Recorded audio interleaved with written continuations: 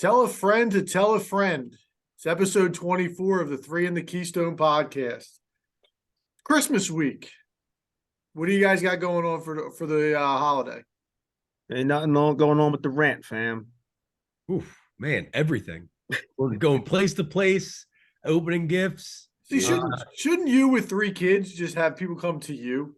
Yeah, you would think. I mean, everyone's local anyway, so it doesn't matter. Everybody's nearby. But I would say in the next half decade, we're going to be shifting to like Casey has three siblings, so we'll probably be shifting to like one person has Christmas, one person has Easter, one person has Thanksgiving, whatever. It just sucks for like your kids. Like they open the gifts on Christmas, and then you're like, all right, we got to go somewhere else. Yeah, I know. They're not the age yet where they're complaining about that, but I do see that, potentially maybe being a problem down the pike. We'll see. Are you staying local, Chris? Or you going to Connecticut? No, we go to Connecticut. I'll be up there. We're leaving. We normally do Christmas Day. We leave here and then we stay the night and then come back the next day. Especially this year, I'm not doing Christmas Eve because I'm going to be here for the game. There's been some times where, especially Sixers games, it'll happen again this year where it's kind of gets sacrificed for me because we're going up there to Connecticut and there's not really a Sixer friendly household. So not really a sports friendly. I mean, it's you gotta take charge, dude. You've been there long enough. Yeah, no, I mean, I can. It's one of those deals. The hammer guest. I can do whatever I want in the house. It's just I feel guilty if I'm the one doing that and everyone else is doing other stuff. Tell me, I want to be that. I want to be that guy. Like this dude comes over and just sits on the couch and watches games all the time. I want to be that dude. Shit.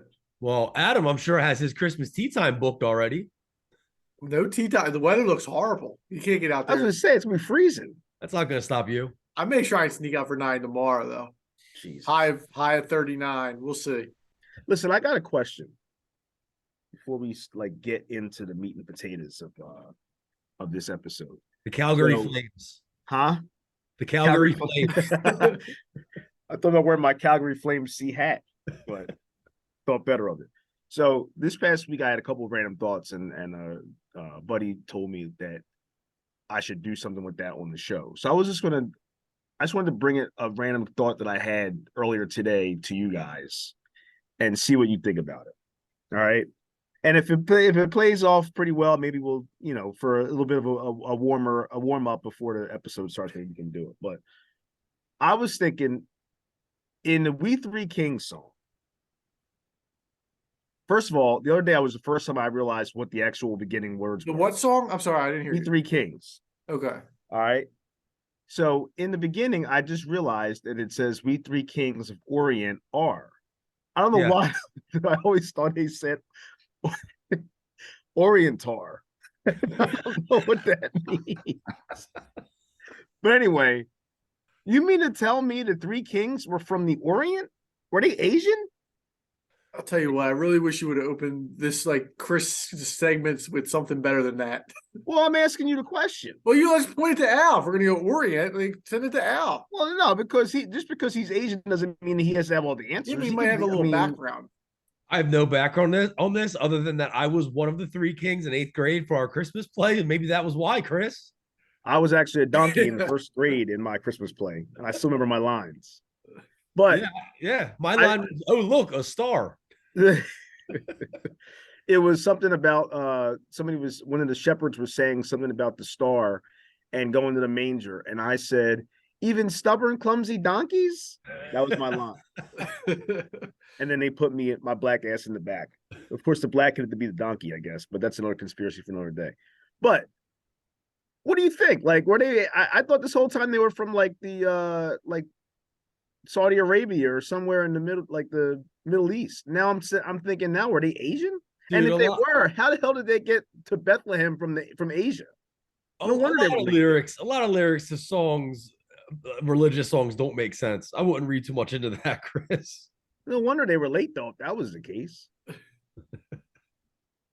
I got something else to say too, but I don't want to sabotage the episode. But thoughts from Chris. The first, well, never mind. First and last guest thought segment here on Three in the Keystone. Well, we do have an action-packed episode for you guys today. It was a hell of a weekend in the sports world, but we're going to start with our first segment, as we always do, our Philadelphia recap. Eagles and Sixers. We're going to go with the Birds. Another win, 25-20 over the Bears. I did tell you it was going to be a tougher game than you thought. I think it was. For a half. I was going to say, They kept it close. Final score not indicative though with the garbage touchdown. I was going to say that last much of a touchdown garbage touchdown. There was like 6 minutes left. I never felt that it was threatened, but they hung. For a half. Well, they hung by it because their quarterback was, I mean, he's a weapon. Justin Fields is a weapon, and he's going to get better. If they can just get this kid weapons, they were down to their fourth and fifth guys on the depth chart for the receivers in that game. Velus Jones was playing, and then he fumbled, and that was it. That was it for him. But I mean, like, they don't have Claypool's not dependable. He didn't play. Mooney's out. Who else? There was who's the third guy? I'm drawing a blank right now. I'm drawing a blank too, but their offensive line's not good. I'm convinced. I mean, I know Al hates him. That kid's going to be good if they can put the right tools around Fields. him. Yeah, I think he's going to be. I don't know if he'll be great or not, but I think he's going to be a good NFL quarterback. I didn't say great. I said good. Yeah, I can agree. I agree with that.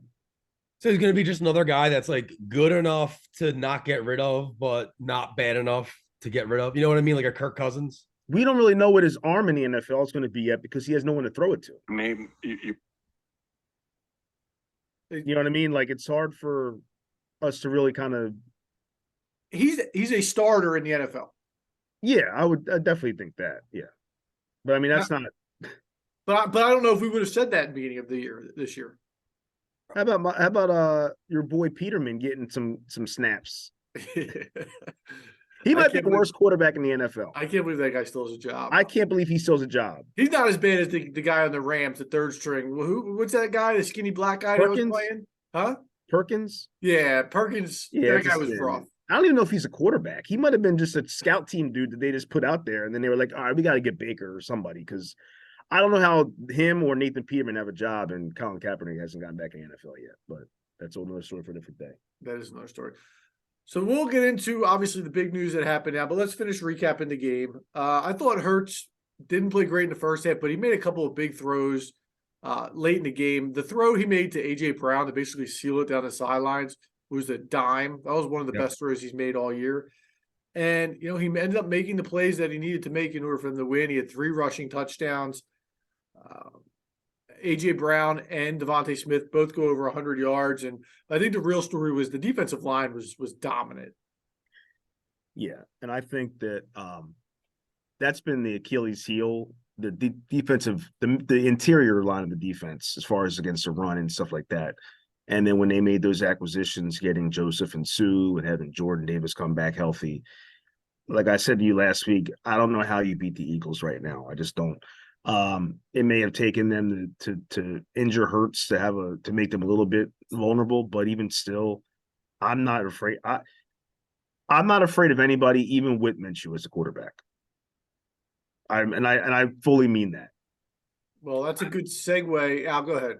I know you look like it's. I was just going to say real quick that we talked about this before. The way you beat the Eagles is they beat themselves. Mm-hmm. And if they come out in the playoffs and and they have a game plan like the one they came out with against Chicago, where for whatever reason Miles Sanders didn't get the ball. Right. They run Hurts, and then he's throwing it all over the place, and he's throwing picks.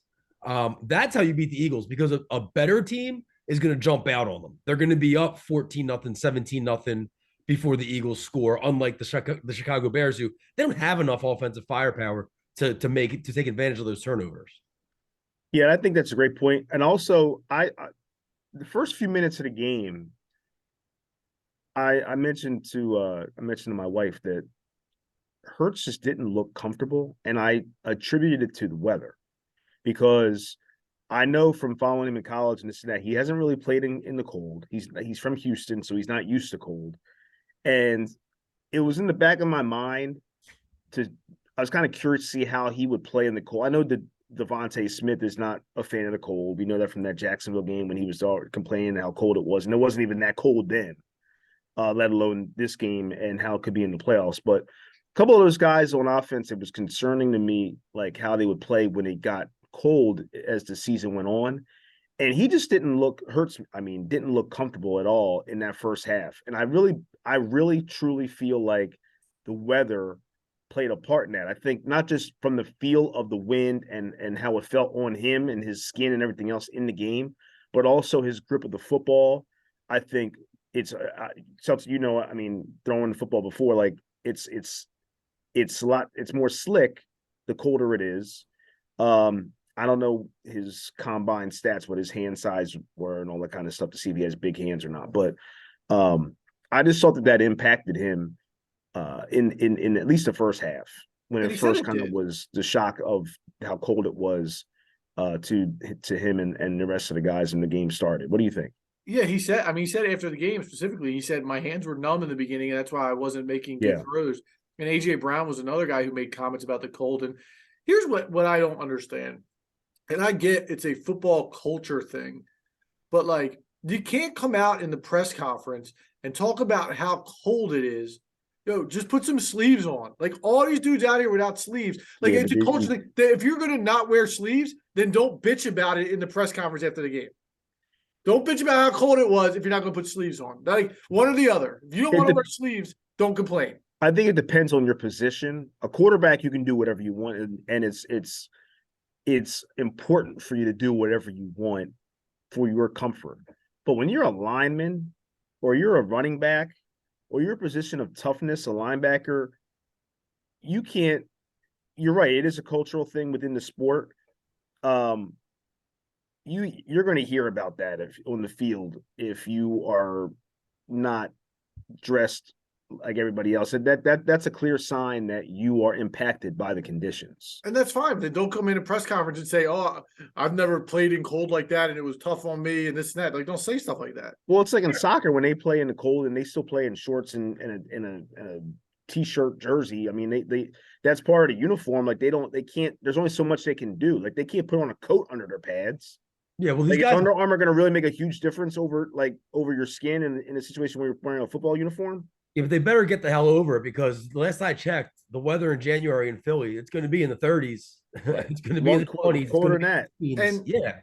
And Chris, you've said many times that San Francisco is, I think, the example we've used, them coming across the country and having to play here in 30-degree weather. That team is more suited to play in those conditions than this Eagles team based on the style of play. I'm not saying that they're going to beat them, but I'm saying as far as just that cold temperature, it suits the San Francisco style. Yeah, but the Eagles have a style that suits them to play in the cold too. It's a matter of the personnel, not the style of play the team has. That's fair. The team is a running team and a defensive-minded team. I mean, that's what you need to win in the cold, just like the 49ers have, but it's a personnel thing. I don't think that it's a style of – I don't think they're going to change their style of play because they're cold. I think that it's just a matter of them having to man up and get used to feeling that so that when it matters, they're more prepared for it. But there's nothing you can really do to prepare for that. Like even it was like this week when Miami went up to Buffalo and there was a big joke when Tua was like, well, it snowed in Alabama before when I was there in practice. And then I'm like, bro, Tuscaloosa ain't Buffalo, New York, bro. It's a whole different kind of snow. And you have to understand that, like, those moments, if you're not used to that, it's a bear. Like, it's rough, it's tough, and you got to figure out a way to mentally get through that. And whatever it takes, again, if you're a quarterback, and that's the most important thing. And I agree with you so as far as quarterback, Seltzer. If you got to wear a glove, if you got to wear sleeves, if you got to wear the Under Armour, the hat that wraps around your face and neck and all that kind of stuff, whatever you got to do. But brothers on the line, you can't be wearing sleeves, dude. That's you just can't. I'm talking probably more skill position players because I don't think, again, we're talking about what doesn't affect your game. That's what it comes down to. Mm-hmm. And you can talk about, you're given, for a receiver, let's say, all of a sudden the cornerbacks don't think he's tough because this and they think he's soft. But guess what? I'd rather have a guy think I'm soft than have my game get affected because I'm cold. No, there's also, we're in 2022. There's things you can do to prepare for that. These don't have to be game day remedies where you're wearing sleeves. Like leading up to it, dunk these guys in the ice bath twice a day. Like make them practice in the cold. What's funny? Like, you have to get your body used to it. Yep. And then when it comes to playing in it, you're like, okay, it's not as bad as it was 6 months ago when I wasn't playing in this weather. So it's funny you said that because the other day, what's that dweeb's name? The Dolphins coach. McDaniel. So he had the Oh, yeah. AC on fully on the lowest it got in their practice facility the other day in an attempt to get them more conditioned for the cold, and it wasn't even close to reaching the amount that it needed to. But I was thinking about what if they literally had them get in an ice bath, don't dry off, come out on the field, and play and see how that it was something to that, Al. Like I was just that's funny you said it because I was kind of curious. I thought about something like that myself earlier too, like with the ice water situation. But do There's a you lot of think? stuff. Go There's a ahead. lot of there's a lot of studies that say that ice bath stuff works. I know we're not, I don't want to go off on a tangent, but it's like something like if you sit in it for like 15 minutes a week, like combined over the course of the week, it starts to help your body get used to the cold temperature. So Well, actually, even if you take a shower, a cold shower, yeah, and are in there for 15 to 30 seconds, throughout the week, it helps. It helps even like with endorphins and all kind of other stuff with your brain and mental health and everything else. So you're right. It is stuff that you can pick apart from that. But I was just curious. Like I was trying to think like, all right, well, the AC thing is a joke because what's it going to get to like at the coldest 55, the 50? balmy 50 degrees. Yeah, like come on. But I was trying to figure out like, is there a way you could prepare for cold in this day and age? And that was what I was coming up with was something with the ice water, whether it was being sprayed with the water and then having to like I don't know something, but like What are they having a team car wash before practice? all right, everybody get hosed down, get back on the field. How Can much you of it? imagine you walked in and that was what you saw, like a bunch of dudes getting hosed down, A bunch of beefs, spraying down a bunch of beefs.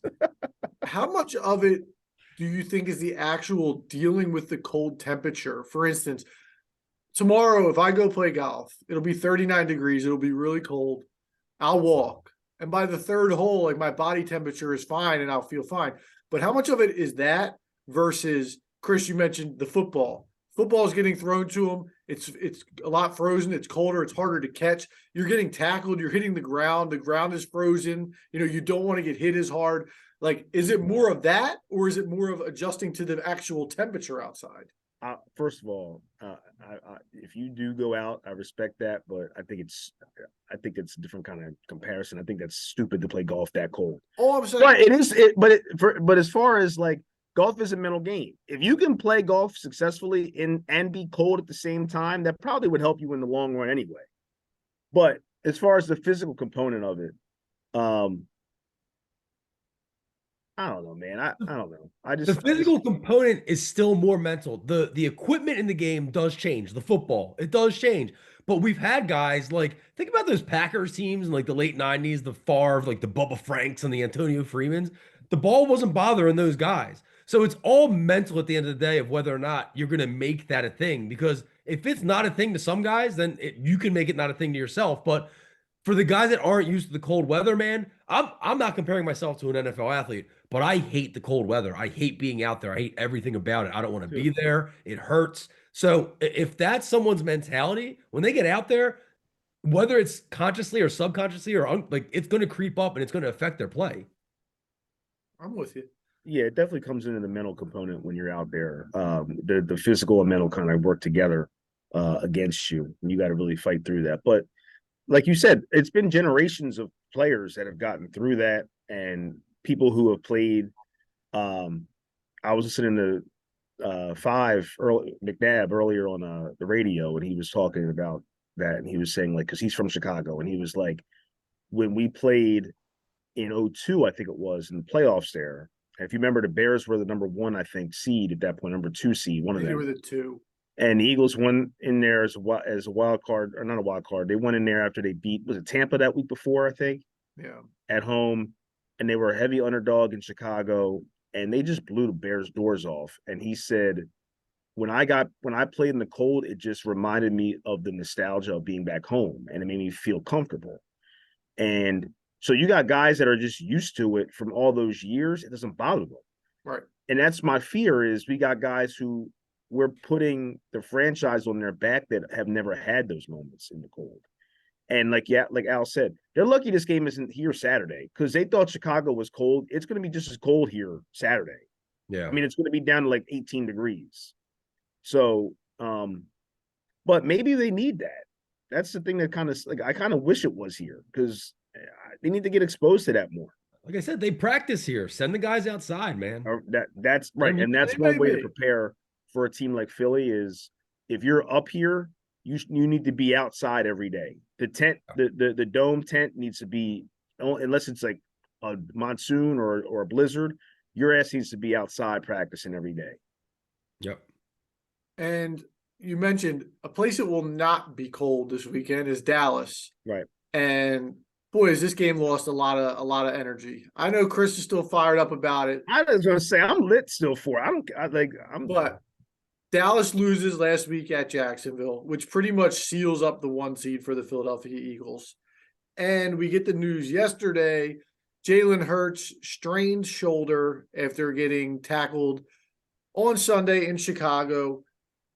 Don't know his status. It seemed a little bit more optimistic today, but I think they would be incredibly short-sighted to put him on the field on Saturday. Chris, I'll pass it to you. I know you have some thoughts on the game as well as the Hurts injury. Yeah. So originally, I was scared like everybody else was as far as like what the injury itself actually was. We all know the ramifications. If he had a collarbone break, what that would mean, his season would probably be over at this point in the game. Thankfully, that's not the case. That I was thinking, is it a sprain? Is it AC sprain or what's the deal? Which I think, they haven't said officially what is sprain. I'm assuming it's an AC sprain. I don't know 100% though, but they said they asked him today if he could throw. He said he could. I think that Jalen Hurts is one of the toughest quarterbacks in the NFL. I can see that. We all can see that. He apparently played the playoff game last year with a high ankle sprain. Didn't want to miss the game, didn't want to miss time. He ended up getting surgery after the season was over last year on the ankle sprain. Probably made it worse, to be honest with you, playing on it. But he's a tough kid. I'm torn on what I want to happen because part of me wants him to say, you know what? I am the leader. As the kids say nowadays, I am him. I kind of want him to say that and say, you know what? I am him. I'm going to play through this. I'm the MVP, and I'm going to show y'all I'm the MVP. I'm going to beat Dallas on the road with a sprained shoulder, throwing shoulder at that. And then we're going to win the title, division title, take our ass back home. Then I'll chill. But I also understand the perspective of the thought that we don't need him to play. This game means a lot more to Dallas than it does to the Eagles, obviously. This game doesn't really mean much to the Eagles at this point in time. I don't think it means much to either team. Well, the Cowboys are still playing for first of all, they just blew a 17-point lead on the road to Jacksonville. It means something to them at this point. They need to get that taste out their mouth. Yeah, I agree with that. But as far as just purely positional in the standings, they're basically locked into the 5 seed. They're not moving. Right. And mathematically, they're still alive for the division, the whole thing. But you're right. More likely than not, it means a lot more to it doesn't mean a lot as far as positioning is concerned. But I think just from a psychological perspective, it means a lot more. That's fine. Eagles don't need to have this game for positioning, for psychology, for anything. More so just for bragging rights at this point. But so do you start him? You're Nick Sirianni. Do you start Jalen Hurts? If Jalen Hurts comes to me and he says, and I trust him, and he says I can play, I'm letting him play. What if he says, I can play, but I'm not 100%? Then he's not playing. But if he says I can play and I watch him warm up and he looks like he normally looks, I'm letting him play. If this was they've all been saying, if this is a playoff game, or if this game was like if Dallas and Eagles were tied, he'd be playing in the game. So if that's the case, and he's healthy enough, first of all, did we not see those balls he was throwing in the fourth quarter, especially that last one, AJ Brown? That don't matter. That doesn't matter.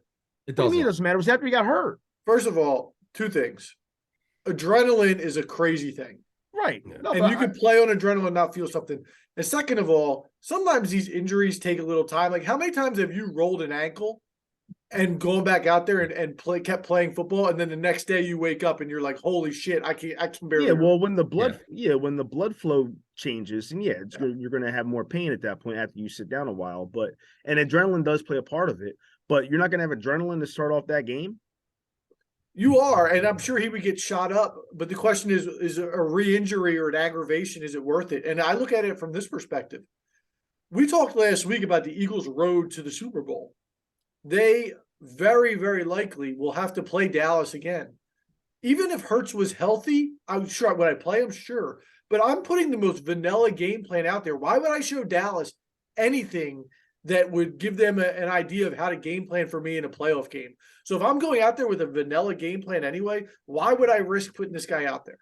So that's one thing that I'm thinking about also. The other thing is I'd have to ask my doctors, if I'm Sirianni, I have to ask my doctors and my training staff, what are the chances with a shoulder sprain of either a re-injury or a worsening injury if he played?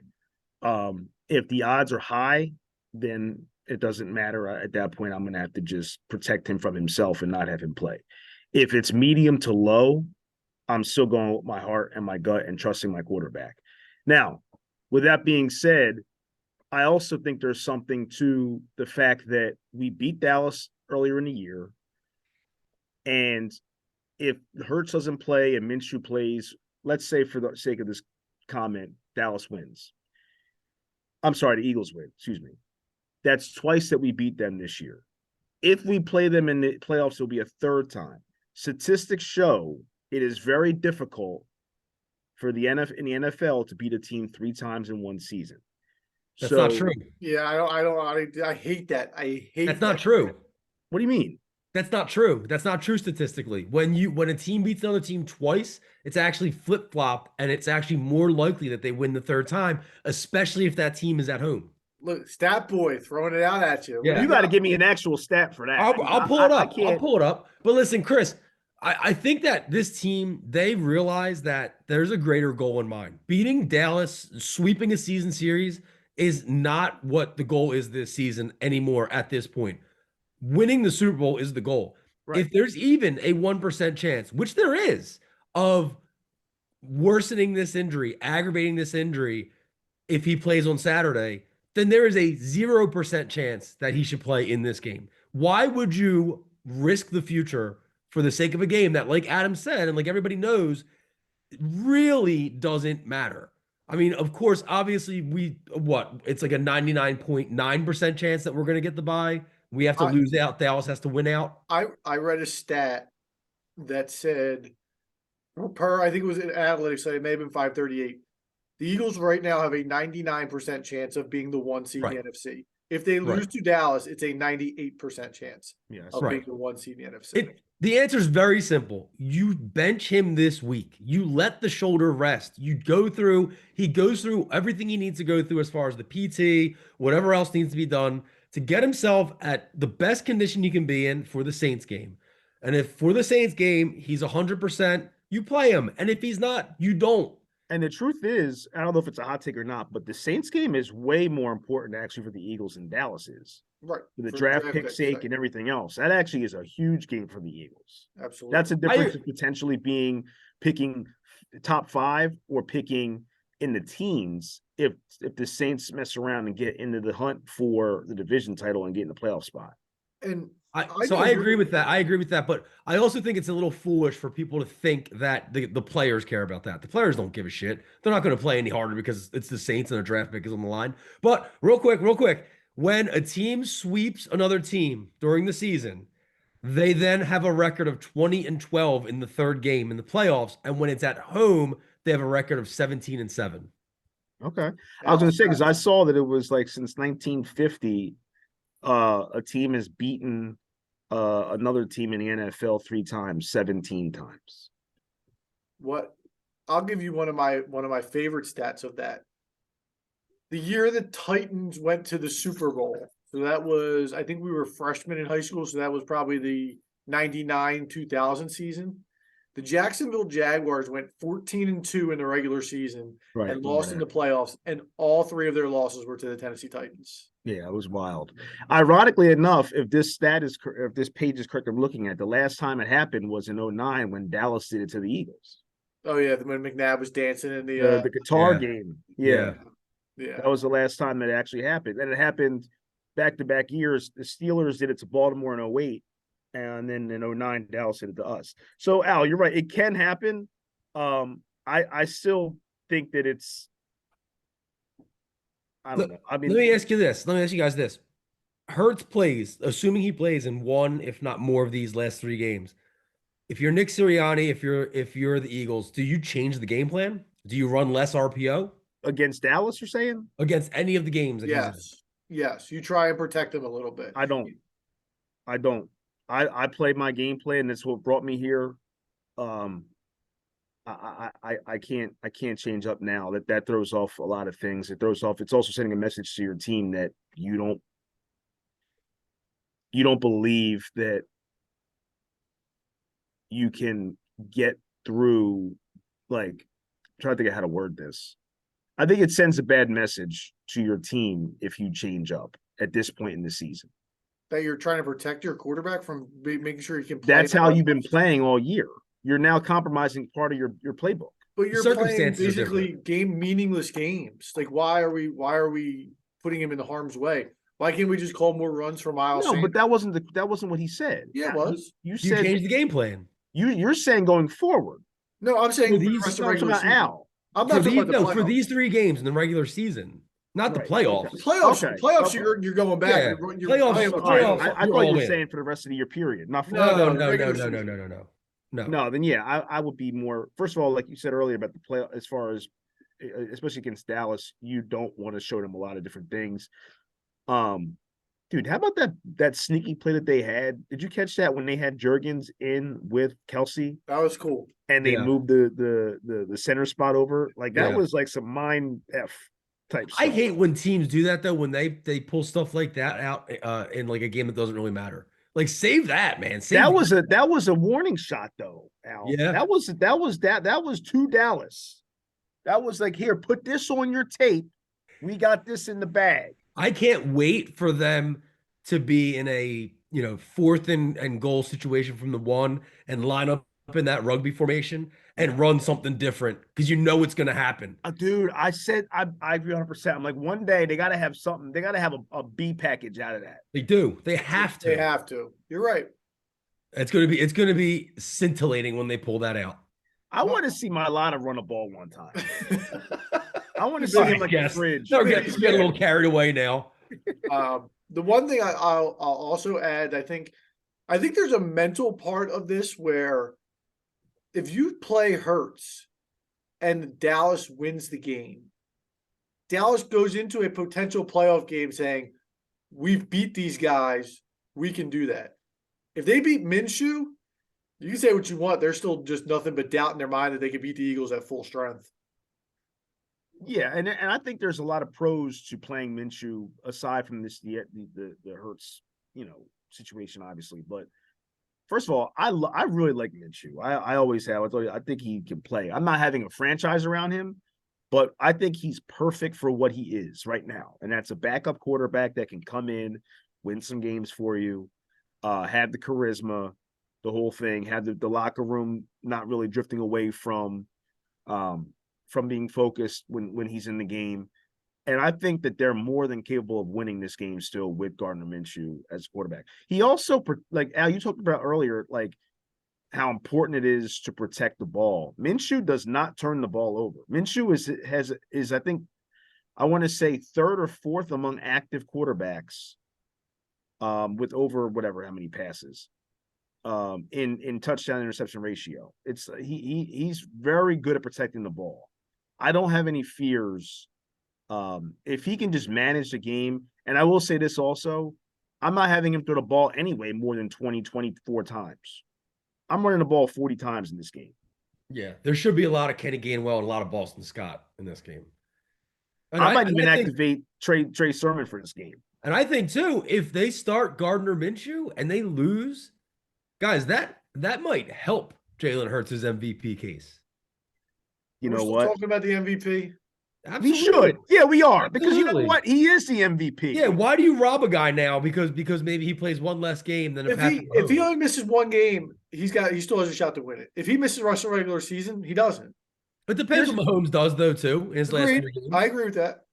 So I'm so sick of these pro sports having the MVP being a perfect attendance award. It's not that. If you've impacted the game and your team to that kind of extent and that level for that season, whether you played 17 games or 15 games or 14 games, it is what it is. You still are the most valuable player to your team in the league when you're healthy.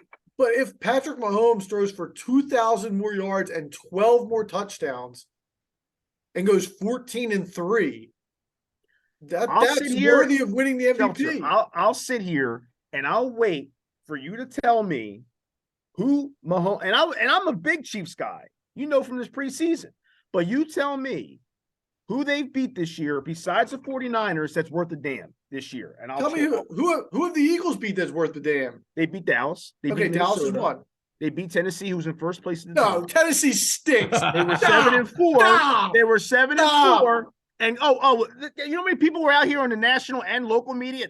Tennessee's a little scary. It wasn't us. We're smart people. Tennessee stinks. You know they were still in first place. Kansas City's playing teams that are 6-8. Kansas City. I'm pulling up. Who else did you beat? Dallas is a good team. Minnesota, I guess, but they're. You beat the Giants twice who were in the playoffs. You beat the Commanders. How good are the Giants, honestly, though? They're as good as their record. They're 8-5-1. What are you talking about? Chiefs got beat the Chargers twice. Yeah, and at Niners. Yeah, I said the Niners. I said that was their game. And if you want to give me the Titans, the Chiefs beat the Titans as well. So, but I'm saying though, like, have they beat Minnesota? No, they didn't play them. Had they beat Dallas? No, they didn't play them. But we played those teams. They won at Tampa early in the year when Tampa was at least somewhat better. Come on, dog. I'm just saying the Eagles' schedule has not been like you can throw out at me the record of the teams that they've played, but it's boosted by the facts that of the Washingtons and the Giants and even the Vikings, who are decent teams, but like they don't wow me. So I don't think either of them have a necessarily huge advantage on the schedule. And if you want to throw, the Eagles may have a little bit of a tougher schedule, but Jalen Hurts has a lot better weapons than Patrick Mahomes does on the offensive side of the ball. If you want to throw that, I'll throw that back at you that way. The Eagles' strength of schedule is inflated because of Washington and the Giants. We all know Minnesota. And even the Vikings. We know that. But at the end of the day, record is record, man. Listen, if Patrick Mahomes loses one of these next 3 games, which it doesn't look likely that they're going to, they got the Seahawks and the Broncos at home, and then they're at the Raiders to close the season. But if they lose one more of these games, Patrick Mahomes should not win the MVP. He has not played, with the exception of last week, he has not played well, in my opinion, in the last 3 or 4 games. Dude, it's been a while. Including a game where they almost lost to the Texans. Yeah, it's been a while since he's had a great game. So I don't know where all of a sudden, like, everybody's like, Mahomes. Mahomes has not been playing well, with the exception of, like I said, last week, in the last month. Yeah. He has. Okay. Yeah. He threw 3 interceptions. Here's his yards passing in the last since November 6th. 446, 331, 329, 320, 223, 352, 336. Cool. Tell me his turnovers. He's thrown 6 interceptions in the last. No. That's it. Because Hurts only thrown 5 all 7 season. games. In his last 7 games, he's thrown 6 picks, and 3 of them were in one game. Okay. And like I said, Hurts has gotten 5 all season. 2 were on Sunday. Okay, that's fine. Mahomes is throwing for a good. Listen, if Hurts plays the last 2 games and the Eagles win, I'm fine with him winning MVP. All I'm saying is if he doesn't play the last 3 games and Patrick Mahomes throws for 2,000 more yards and 12 more touchdowns and goes 14-3, he's going to win MVP, and he deserves to be MVP. They both deserve it. That's the problem. This isn't me saying like Mahomes is trash. Like this isn't Embiid versus Jokic. We're splitting hairs here. Right. I'm not saying Mahomes is trash or Mahomes is overrated. I love Mahomes. I'm just saying Mahomes is going to do this every year. When you got a kid like Jalen Hurts, I don't know what he's going to do from year to year. This is his first full season as the guy in this organization. So if this is his normal, then he'll win at some point. But you gotta like, I'm a big believer in when you got a guy like having a year like this, you gotta reward him. And I think that's not fair to Mahomes. Like this, like what Mahomes has only won one. It's not like Mahomes has won 6. But he's going to win multiple. Like he's going to win multiple MVPs. I don't know if Hurts going to win multiple MVPs. We thought when Wentz had that 2017 season, we didn't know what he was going to do for the future and all like that, which we now know what he is. He's nothing. Wentz always catches strays with me on this podcast. But I don't know what Hurts is for me is the franchise guy for the Eagles going forward. But I don't know what his true ceiling is. In other words, if this is his true ceiling, I'll take it. If it's he might be even better than this next year. I don't know. But all I'm saying is in comparison to Mahomes, I feel like, and I've said this before, Mahomes, for my money, is the best quarterback in football, top to bottom. Okay. But I just feel like when you're having this is a historic season. Like Hurts is doing things that no other quarterback's ever done. Yeah, but let me ask you this. And you're gonna, I know what you're gonna throw back at me, but that are Hurts's rushing touchdowns inflated because they run QB sneaks on the goal line? Like if Mahomes ran QB sneaks on the goal line, would he have 6 or 7 touchdowns? There's still touchdowns. Doesn't wait a minute. But okay, I get that. But they're touchdowns. But I'm saying to say he has 13 rushing touchdowns, that's huge.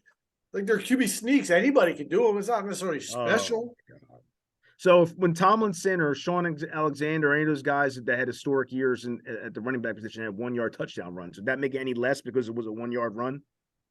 No, but what I'm saying is if you're going to sit here and harp on the touchdown total, again, all running backs from the 1-yard line generally get the ball. Not all quarterbacks are blessed with the ability to do quarterback sneaks every time the ball is on the 1-yard line. If he had 100 yards rushing and 12 rushing touchdowns, I would 100% agree with you.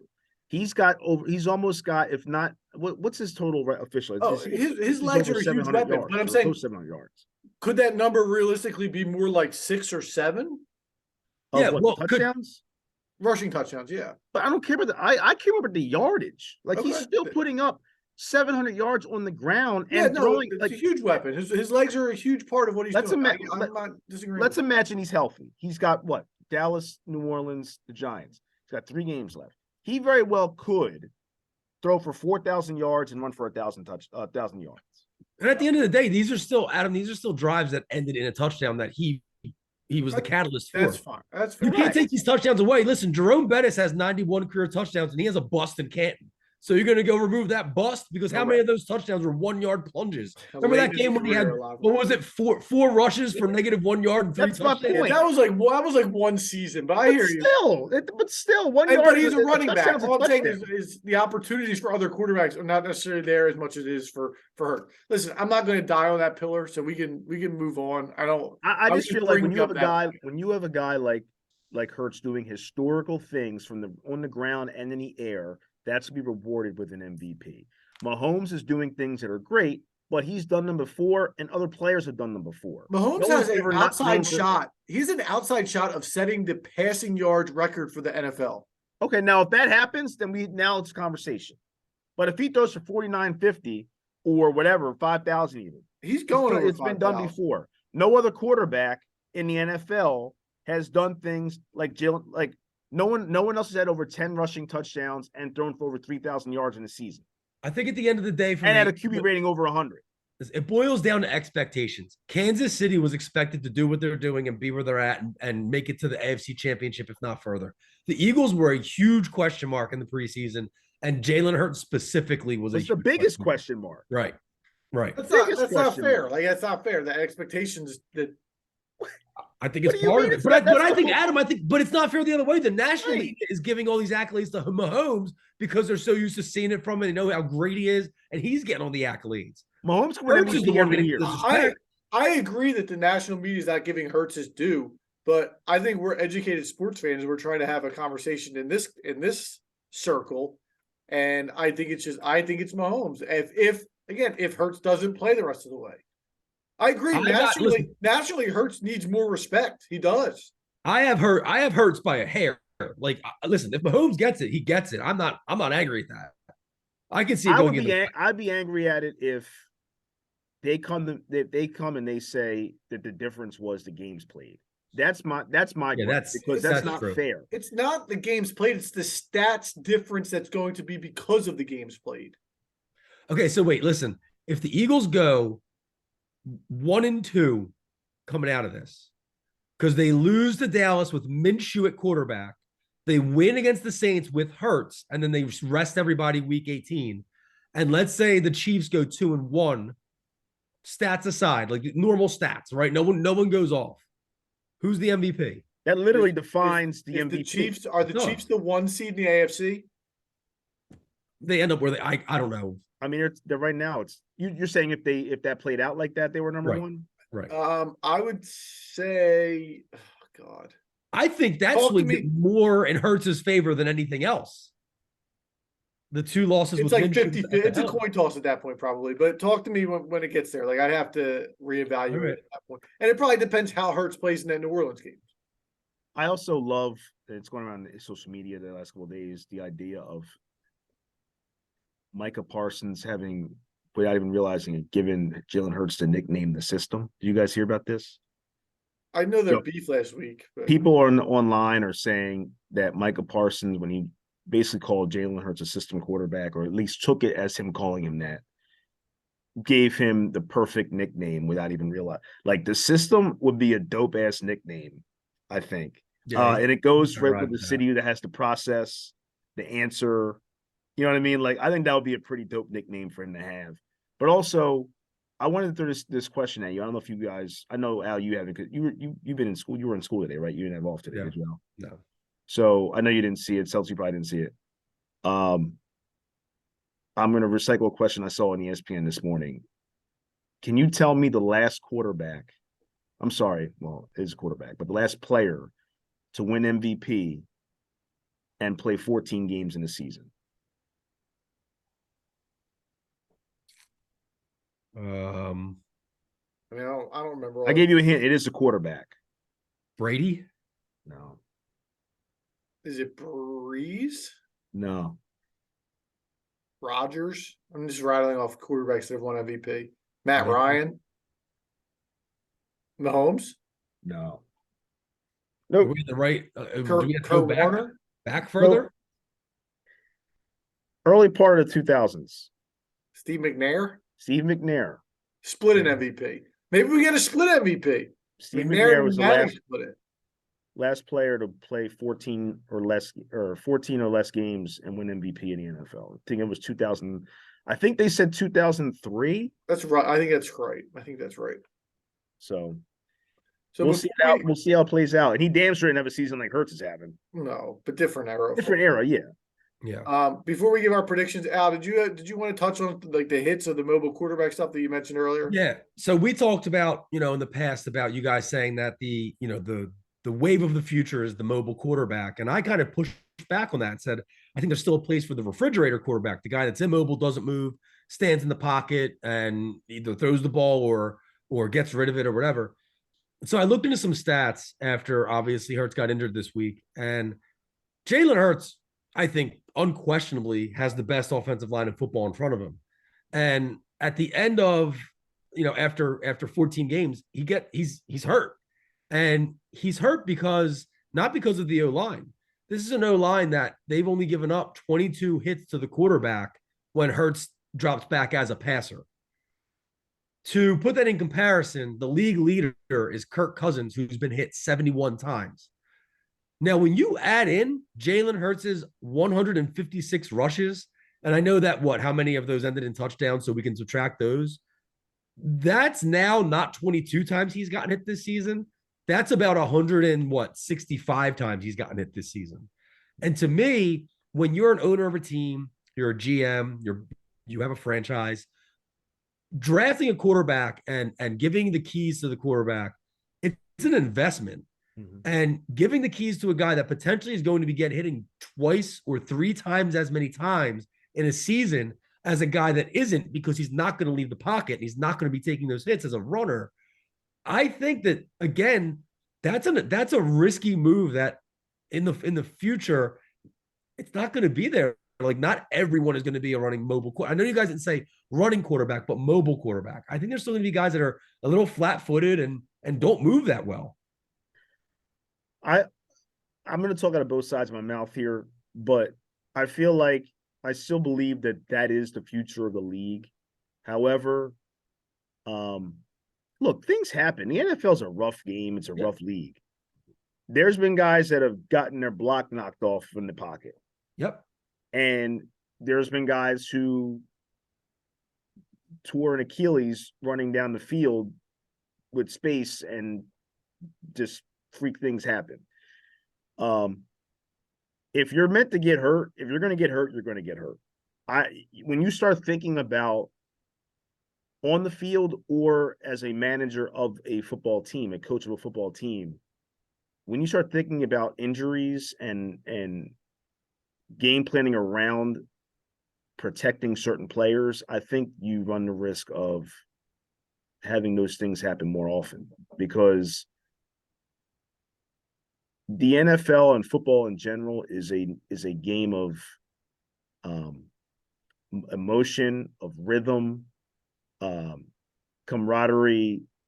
Like, you're not, like I said earlier in the show, when you start changing game plans, especially around now at this part of the year, it's not positive. I don't think. I really don't believe it's positive. Now, if you start off the year next year and you say Jalen Hurts is not going to run 20, he's going to run 20% less next year. Well, we might have that plan for that, but the game plan, the game itself, the games themselves, we don't know how they're going to play out. Like, are we going to have him where he's wide open to run 20 yards for a first down and say, no, you can't do that because we don't want to get you hurt? Like, you got to still play up the emotion of the game and the rhythm of the game. Yeah, I understand all that. I get all that. If you have quarterback A and quarterback B, and both their skill sets are about the same, but quarterback B is going to get hit 150 times more in a season, who are you taking? So let me jump in here. I think Al's math makes sense. The more times you get hit by 275-pound men running at 4.5 speed, the more likely you are to get hurt. However, I also agree with Chris in the mobility is a huge part of offenses today and will continue to be that way. I think the middle ground is where I sit with where I'd want my quarterback to be. And when I talk about that, I'm talking more along the lines of Joe Burrow, Justin Herbert, even a Dak, to a point where I look at Dak early in his career, and they used to do a lot of called runs for him, where he would, designed runs is probably the proper term. Like they do for Hurts now. And at this point, Dak is less designed run and more scramble when it's necessary. And I think you'll have to transition more towards the fact that, maybe we don't need to design as many runs for Jalen Hurts, but we want him to feel free to run when he has that window. Like, we don't want to take that away from him because it's taking away his strength. But if we can take away, again, we don't need to run QB draw or option right like they do. Even Josh Allen, like Josh Allen does it too much. Like, they have a lot of bootlegs where he's just out there on the flat and it's like, hit me. That's what it is. So like Lamar, like those guys, like there's too many hits to those guys, and we've seen it this year. Lamar, Kyler, Hurts, all those guys have gotten hurt. And again, you guys said players are going to get hit, they're going to get hurt. But I think that the middle ground of I have mobility, but I'm a passer first, which Hurts certainly has the capability to become, is probably the sweet spot. But I agree with you. But I think also to your question, Al, when you say about two quarterbacks in comparison and saying like one gets hit X amount of times, one gets hit Y amount of times, I think it depends on what those hits are coming from. Are they coming from scrambles or are they coming from sacks, specifically for quarterbacks? Because you look at it, like, first thing I'm thinking about is David Carr. David Carr's career was literally ruined mentally and physically from getting hit but it wasn't because he was running around. It's because he had no protection. He had 76 sacks in one season, which is a record. Right. He got sacked 267 times in his career. He was shot. But that's going to happen whether or not he could run, though. That's my point. But that's my point. Yeah. That's my point is, like, if you're going to get hurt, you're going to get hurt. Like, you can just as well get brutally hurt in the pocket like he was, Right. as you could being a running No. quarterback like Michael No, Vick. not- Even like even Matt, not Matt just as Stafford. Matt Stafford this year's hurt. He's not a runner.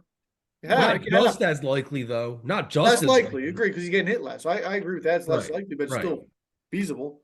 Injuries are injuries. We both agree on that. But- They're going to happen. They're a part of the game. They're unavoidable. You can't not draft a guy because you're going to say he's going to get injured. All I'm saying is, again, I'm talking about you have an elite pocket passer and an elite running quarterback. I'm saying I still think that elite pocket passer potentially is going to be my pick over the runner because I'm going to get that guy for a 15-year season, 15-year career. Should you call 5 or 6 or 7 less running plays for a quarterback? Probably. Should you change your mobile quarterback into a pocket passer? No. If Not that's- early on, at least. I mean, if that's what makes him who he is, but then you got guys like RG3, like Lamar Jackson, who, I mean, look how long they last. They don't play full seasons. But also smaller framed than Hurts is. Yeah, And that's part of it.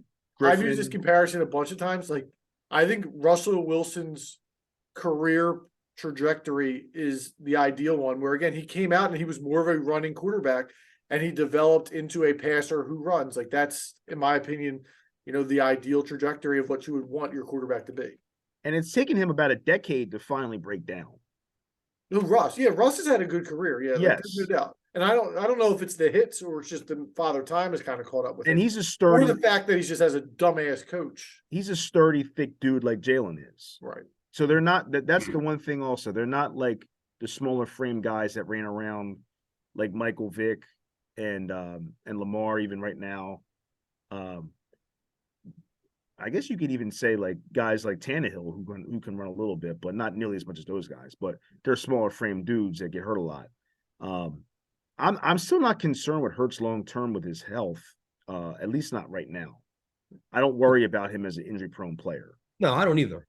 I think that this was a situation where a guy landed on him, which I thought was a penalty in the NFL nowadays in this league, the way it is now, but I guess not. But it is what it is. It's one of those things that happens. Let's move to predictions for Saturday. We'll go to Al first. Give me your call. Will Hurts play? Who wins the game? Hurts doesn't play, and I'm not going to sit here and pick the Cowboys. Not this holiday season. So give me 23-20 birds.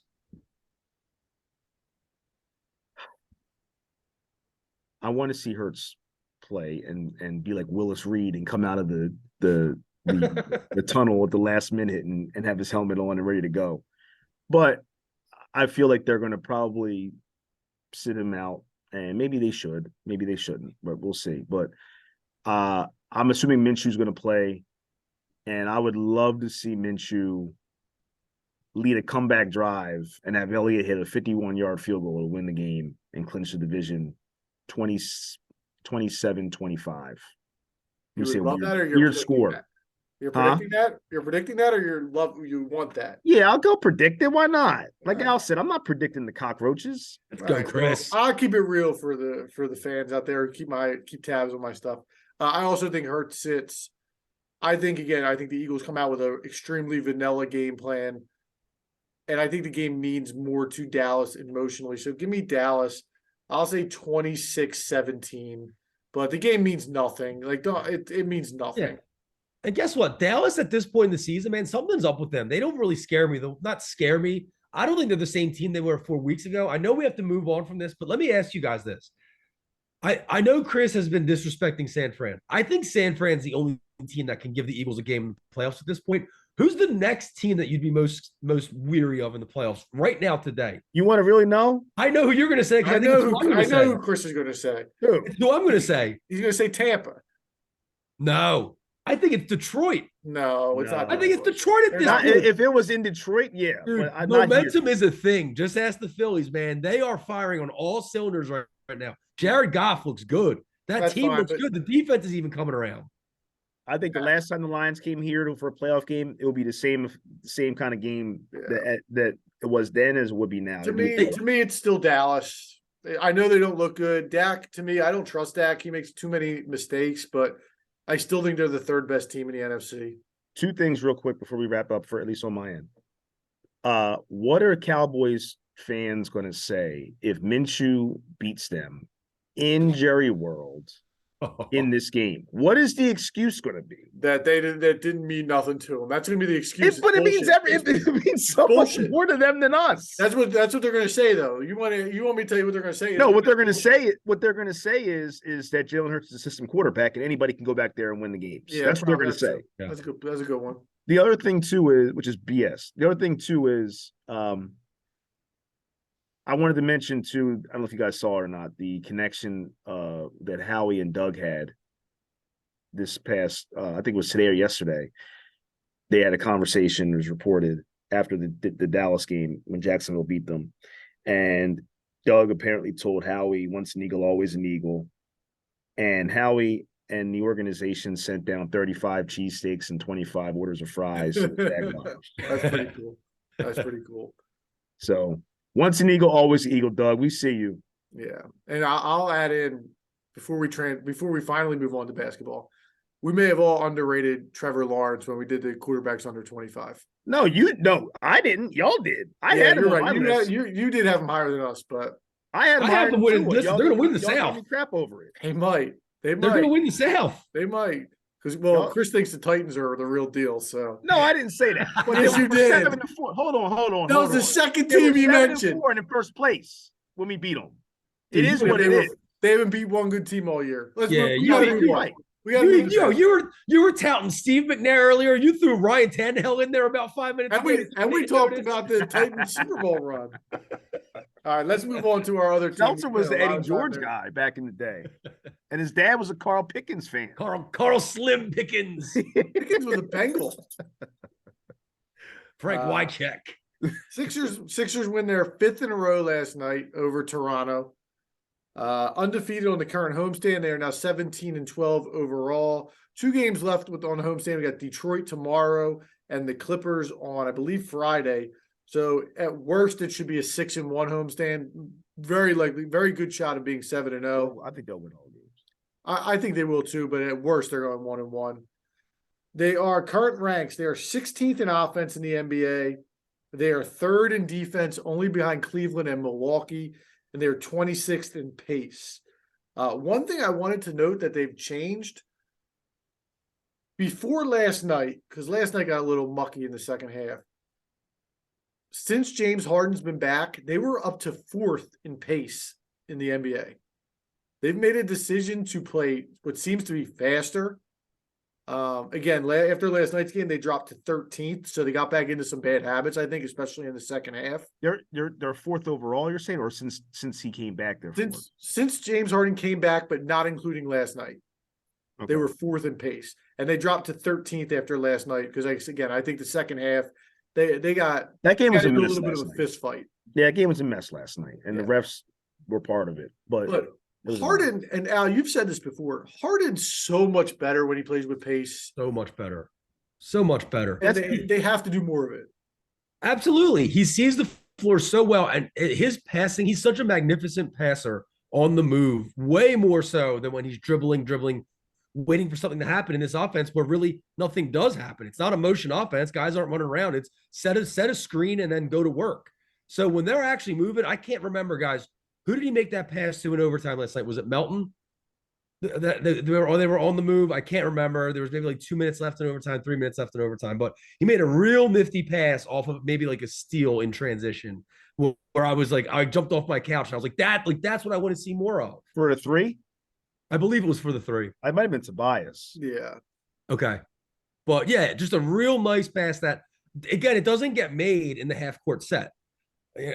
So that's to me, I want to see them push the tempo. And I've been enjoying the hell out of this run. I mean, this is really like, I want to eat my words, guys. Like, this has been the type of basketball that I want to see us playing night in and night out. Don't do it.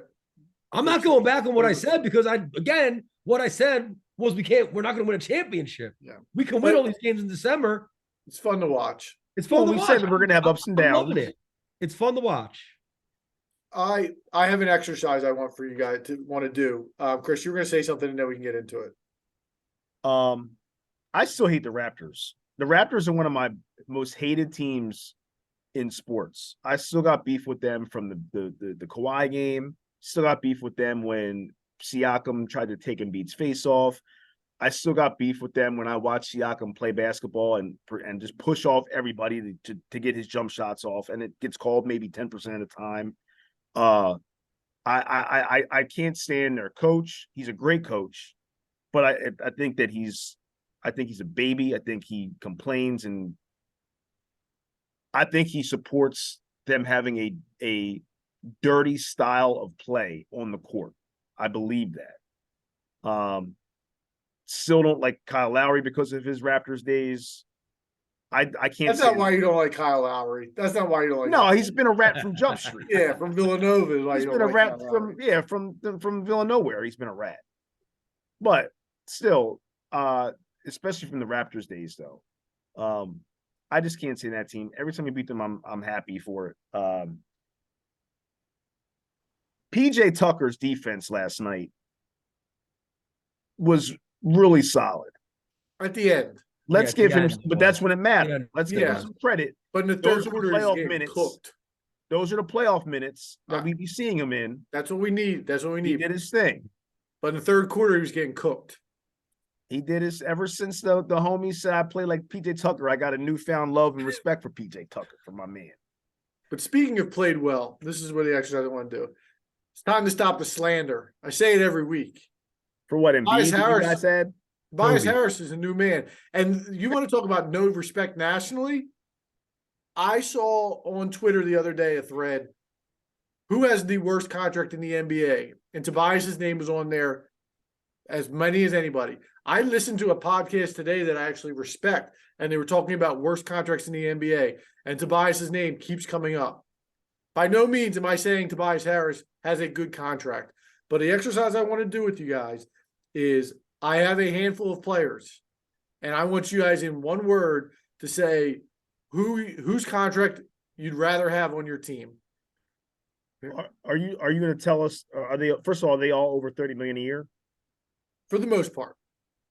Because anybody under 30 million shouldn't be in the discussion. Well, we'll see. The ones that are under 30 are in there for a specific reason. So, all right. For the How many of these does Chris not answer with one word? But go ahead. I don't know what one word means. You know, for the fans listening, Tobias Harris has 2 years left on his contract this year and next. So when I give the years on the contract, this year is included. Tobias Harris 2 years at an average of $38 million per year. Okay. And we're doing who would you rather have on the Sixers? No, who has a worse contract? Oh, okay. Just name whose contract is better. You can just name the name. Tobias Harris versus Russell Westbrook, $47 million expiring contract. Expiring through a little wrench in the works.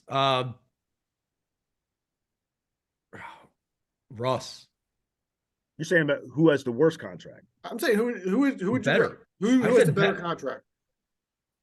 Russ. Who would you rather have on the Sixers? That's probably the better way to put it. Yeah, I was going to say because I don't understand the question. Rather have on the Sixers is Tobias. Right. Better contract is Russ. Well, on your team, I'm including the talent. Who would you rather have on your team with that contract? Right. Exactly. Tobias. If it's the Sixers, Tobias. Don't consider the talent around the Sixers. At least Tobias starts. Westbrook don't even start. But he's gone after the year. Tobias, just so we can move on. Okay. Westbrook sucks. Bradley Beal, 5 years, $50 million. Tobias. Bradley Beal's at least a superstar. 5 years though, $50 million a year, Chris. And what have the Wizards done? They haven't won. What are they like? That wasn't the question. Their last the question was by the player. Okay, the team they're on now, what it means for them. Who you want? You want 5 years of $50 million? Let me tell you this: I would never pay a player $50 million unless they were a top 10 guy in the league. And Bradley Beal ain't a top 10 guy in the league. Where would you rank him then? I'm not saying he is either, but I'm saying where would you rank him? Low to mid 20s, like probably 23 to 25 ish. Okay, off the top of my head. And that contract might be the worst in the league, the worst, because of what it handcuffs them to do with everybody else. But as far as the value of the player, it's a little bit high. I don't think it's crazy high. So who are you taking? That's the value of that's the market you got to pay for a star Dude, player. that's walking into Cricket Mobile and signing a 5-year deal to walk around with a Cricket Mobile cell phone for the next 5 years, man. Hey, cricket used to be a straight up arch rival of mine when I was in my Metro days. And again, to Chris's point, like we're talking about the actual player himself, but from Washington's standpoint, the deal makes even less sense because they haven't won anything with Beal, and now they just give him $250 million to do. Yeah, like if you had a good team and everything was all honky dory and you had Beal at $50 million, I'd be okay with that stuff. Here's the thing: it's hard to build a good team around Bradley Beal at $50 million. I agree. Right. So with that, in that regard, I would rather have Tobias's contract. Okay. Would I rather have Tobias Harris, the player? No. But right. the contract, not playing that game. Yeah. Right. Okay. And part of it again is 5 years. Yeah.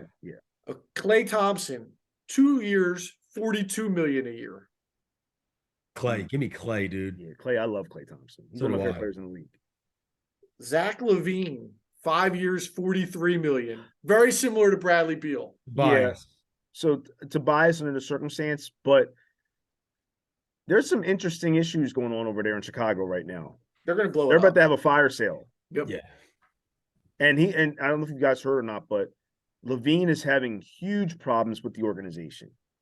Like big problems. I've always liked Zach LaVine, but what's Zach LaVine ever won? Nothing.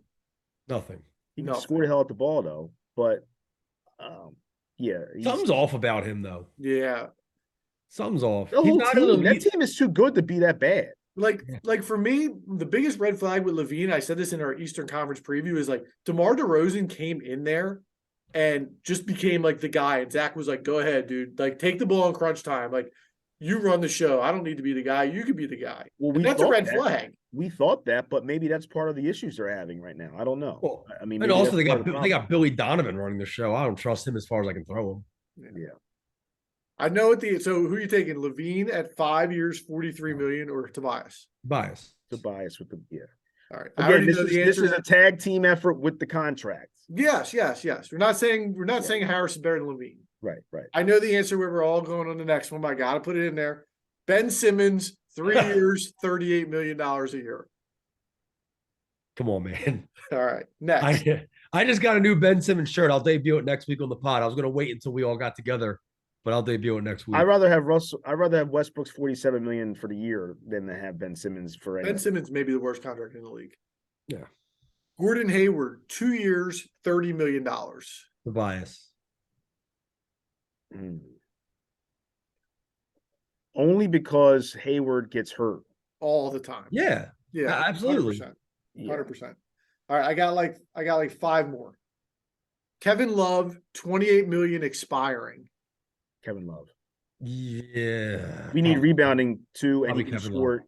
He could probably shoot better than Tobias does. That's fair. Okay. Guest boy, we talked about him a little bit ago. Kyle Lowry, 2 years, $28 million, Nope. $28 million a year. Nope. Yeah, I'd rather have Tobias. You know, we all like. Let's just thank God that we did not ever pull that trigger to get Lowry at the deadline and give Maxey up. Yeah, that would have been bad. Yeah. You want to talk about Harden being washed? You had Kyle Lowry, would have been a million times worse. God. So I have 4 more actually. I'm going to go with the two bigger names, and then I'll go to the 2 guys smaller contracts.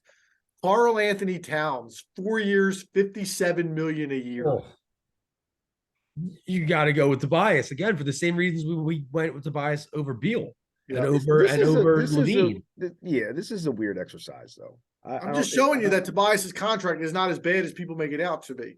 Rudy Gobert, 4 years, $42 million. No, he's ass. Tobias. You're paying a guy to play defense. Come on. Yeah, I've never been big on Gobert. And the last two are smaller contracts.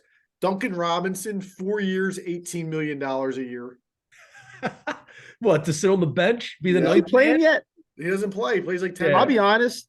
I don't know if I've seen a Heat game or highlight all season. Jimmy Butler was on the other night. I heard on NBA radio today. He was complaining that the Heat get no national exposure. Dude, I literally haven't seen anything happen with them all season. Hero just dropped 10 threes the other day. Yeah. I didn't even know. And here's my last one, talking about guys that don't play. Davis Bertans, 3 years at $17 million a year. That's not even close to it. He doesn't play. Yeah. I'd still take Tobias. I thought you were going to say $7 million a year at one point. first. I would have taken Bertans at 7 mil. But Where's again, he my in point Dallas? is Tobias, now especially that there's less years on the contract, like he's molded into his role fine. He's playing really, really good basketball. Where is Bertans in Dallas? Where's he at? Well, yes, Dallas. He went over with the Dinwiddie trade last year. Right. I didn't know if So- he got traded again after that or whatever. Okay. In the beginning, one of the reasons why I kept kind of asking, are we talking about the Sixers? Is because the last thing I want to do right now is bring one of these guys in, and I know this is all just for the sake of argument, and stir up the friggin' chemistry again. Like it looks like Harris is finally getting comfortable. Right. And you're not going to be able to trade again because of the contract. I just said it's not as bad as it is. It's still not a great contract. You're not going to be able to trade him and get anything of value, like player-wise. So it's not worth it. I think that this is Tobias's last year with the Sixers. It depends how the season ends. I mean, his contract's definitely more tradable next year as an expiring. Yeah, that's what I'm saying. I think it's a lot more tradable next year, and I think that when we fall short again this year, if we do, obviously they have to have changes to be made, and that's the biggest chip other than Embiid to get dealt. I'm not even sold that he's gonna. I mean, to the chemistry point, I would imagine that they wouldn't trade him at this point now because he's playing well. But if there's some offers out there that are mind-blowing offers, I don't know if I wouldn't dismiss those. But what are you getting for him? But the NBA is weird. These GMs out here, there's some stupid GMs in the NBA. I mean, let's be honest. Like there's some every year we see trades that we're all like, what is that even like? How did that even happen? Especially in Orlando. Those dudes just give dudes away. Orlando's starting to play good ball. Look out for Orlando. I put it on Markel, my boy Markel. Markel's playing good. Look Looks out for them good. for what? Say it again. Look out for them for what? I think they could sneak into the last playoff spot, play in over in Indiana if they fade. Listen, the Magic played the whole first quarter of the season without any guards. Their whole entire guards, they had no guards. They were all hurt. And they're starting to come back. They won 6 in a row. They just beat Boston twice. I like their coach. I do like their coach. But listen, we've already gone way over an hour for segment 1. The other thing I wanted to touch on with the Sixers, how long before we start getting worried about Maxi's injury? No, I'm not worried. Yeah, it's still so early. I'm not worried yet. Okay. I'm with you. I just kind of hoped he would be back sooner given his young age, but I think I'd rather have them be cautious and have him out longer. If it was March or April, that's different. But right now, I mean, we all know that the NBA season not really starting until Christmas. I mean, now it's starting to mean stuff. It's starting to be fun again. It's starting to like actually matter more. I'm okay with him missing the part of the season he's missed, even if a little bit of that's precautionary at the back end of it. I'm not really worried about it. And assuming that we're getting the right news on the injury, broken bones heal, and there's generally not a huge re-injury risk. So it's not a hamstring that all of a sudden just is not healing. That would be a little bit of a bigger concern for me. But hopefully we get him back in the next, I would say, week or two. That would be great. Keep the ball rolling. Anything else on Philly sports before we move into segment 2? I think we pretty much said everything. Yeah, that was a long segment 1 tonight. Just wait. The disrespect has already started with the Phillies. I saw something today that there's like some analytics site that ranked them as having the 11th best record of the season next year. 11th. So, well, that's if Nick Castellanos, our boy, if he hits 12 home runs and bats 260 again, that might happen. if he's flashing the leather out there again, though, all bets are off. Gold glove Nick. He'll be flashing, all right. In segment 2, we are going to jump into the weekend that was in the sports world. Talk a lot of NFL, a little bit of World Cup, but there was a lot going on. So we will be right back with segment 2. Welcome back to segment 2, where we're going to talk about the weekend that was. Specifically, there were some crazy, crazy endings in some NFL games. But before we get to that, Sunday morning, we have one soccer guy here on the left and a couple other guys who watched a bit of the final. But Argentina and France played an absolute classic in the World Cup. Messi, Mbappe, did I say that right? Kylian Mbappe. Mbappe. Is that what they say in Black Panther, the movie? Mbappe. No, that's what Hanson sang about in the 90s. But one of the all-time classic finishing games, championship games, whatever you want to call it. Messi, not that I don't know if there was any debate about him being the GOAT, but finishes it off with his first World Cup. Al, I know Chris watched it. Al, did you watch it? Dude, so I had to go somewhere with my son Jackson, and it was like the 70th minute, and Argentina was still up 2-0.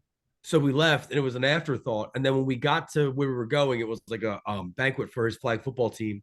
Like 3 dads were huddled around a phone, and I was like, "What are you guys watching?" And they were like, "Yo, it's extra time in the World Cup. It's tied 2-2." I was like, "What do you mean it's tied 2-2?" I thought it was over, and sat down. And I watched like the last maybe, I don't know, 15 minutes, and then the penalty kicks. Yeah, so I watched the first half, and it was 2-0. And as a dedicated employee of the 3K, I went into my Sunday NBA observation watches where I was watching the fourth quarter of some close NBA games, and I had to get that in before the Sunday football started. So I was tracking on my phone, but I actually didn't get to see the second half, which is probably a violation based on the conversation we're having. Yeah. So I watched the whole game. I knew that France was, first of all, I hate France. I hate their team. I do love Mbappe. I do love Hugo Lloris. Hugo Lloris is Tottenham's goaltender also. So I do love those two. Other than that, I don't really care for them.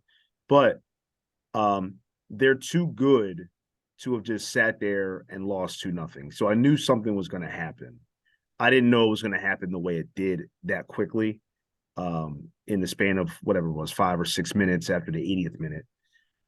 But that duel between Messi and Mbappe, 2 of the best players, arguably the 2 best players in the world at that stage, with those 2 countries, as good as they both are, going at it in that magnitude, was incredible. That was the equivalent of what we saw a couple years back with Josh Allen and Mahomes in that playoff game, how great it was, and it was back and forth, and there was 2 titans just going at it.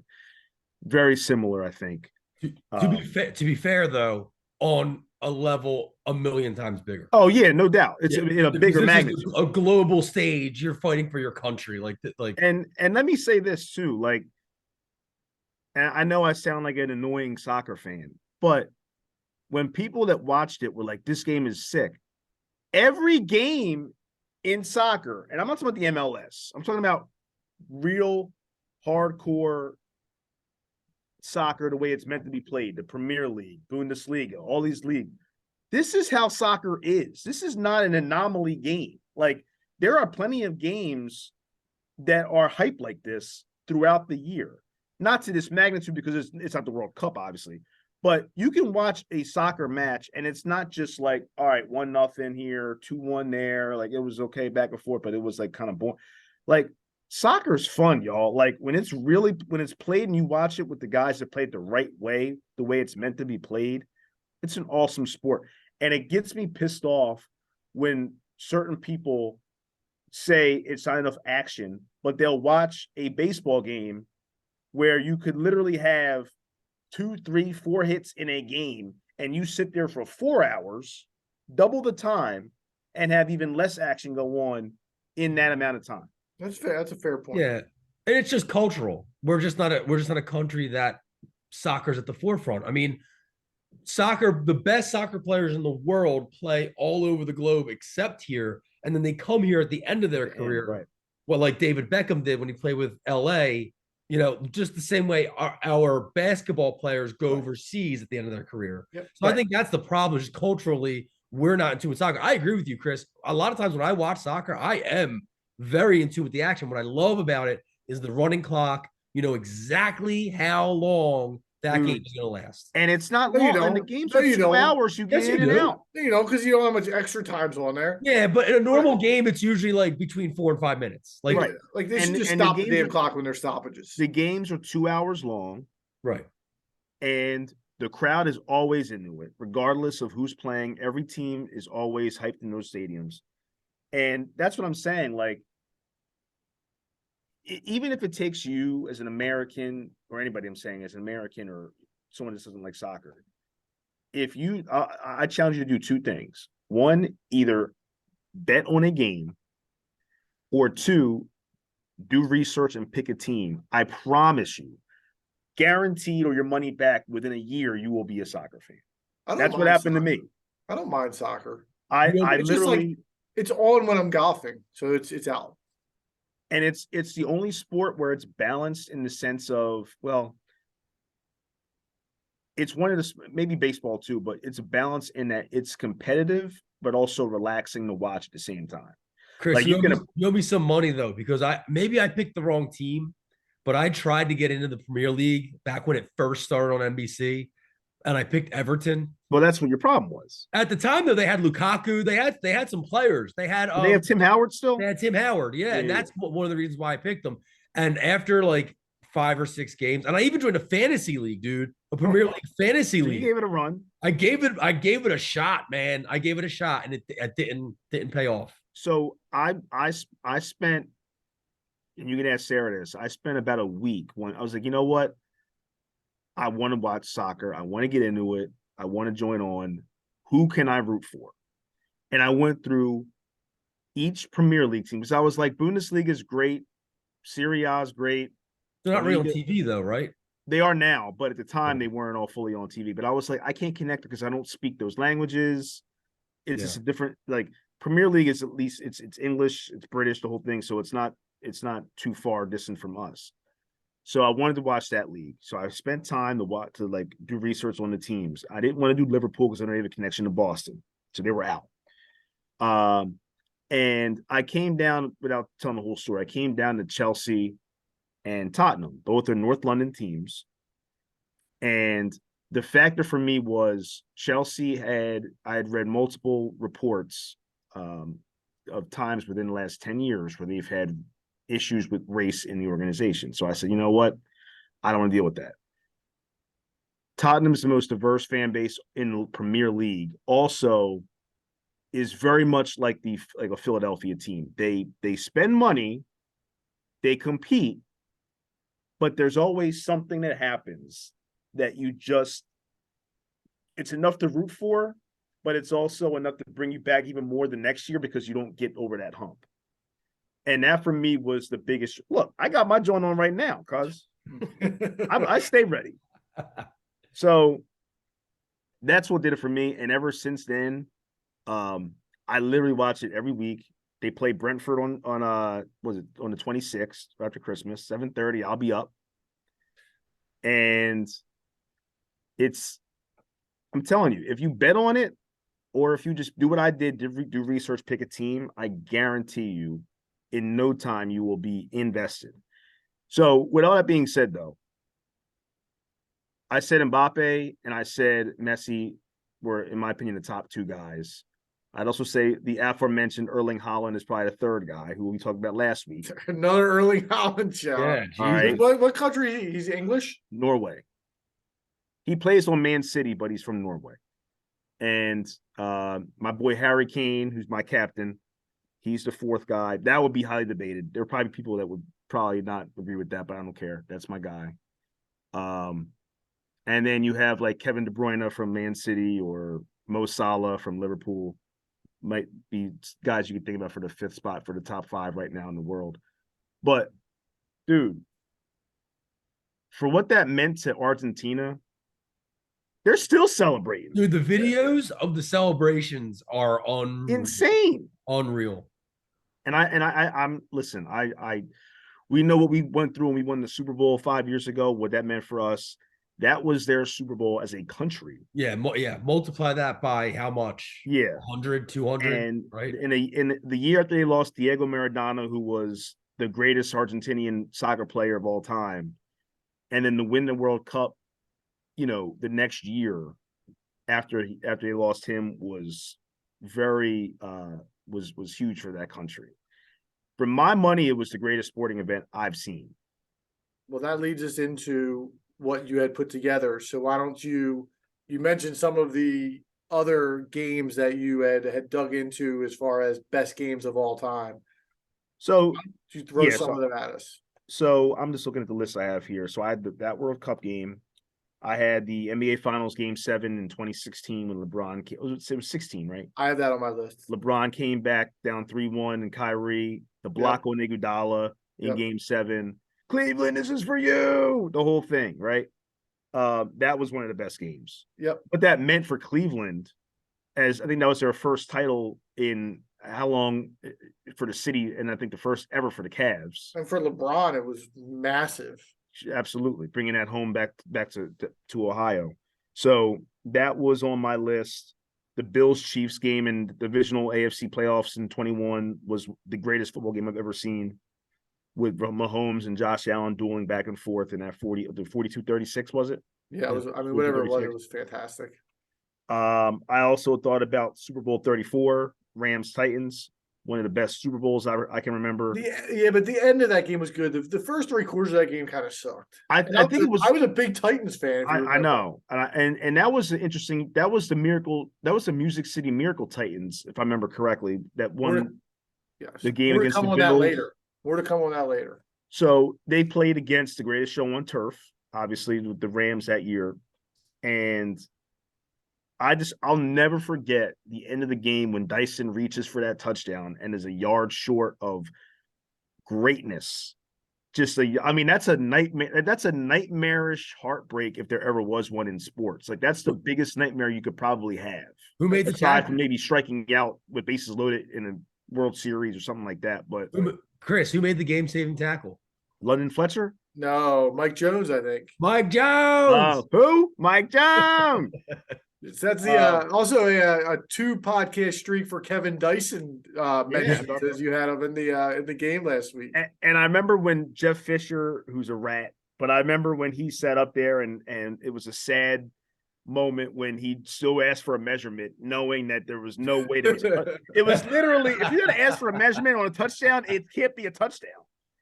But that I just remember that saying, like, if that was the Eagles and we lost like that, I don't know if I'd ever would have gotten over it. So do you have, outside of, I know Eagles Patriots, what is the greatest Super Bowl of, I'd say our lifetime, but since you've become an educated sports fan, so let's say mid to late 90s through today, what was your favorite Super Bowl? Well, aside from the Eagles one, I guess. I said that. I said besides. Oh, okay.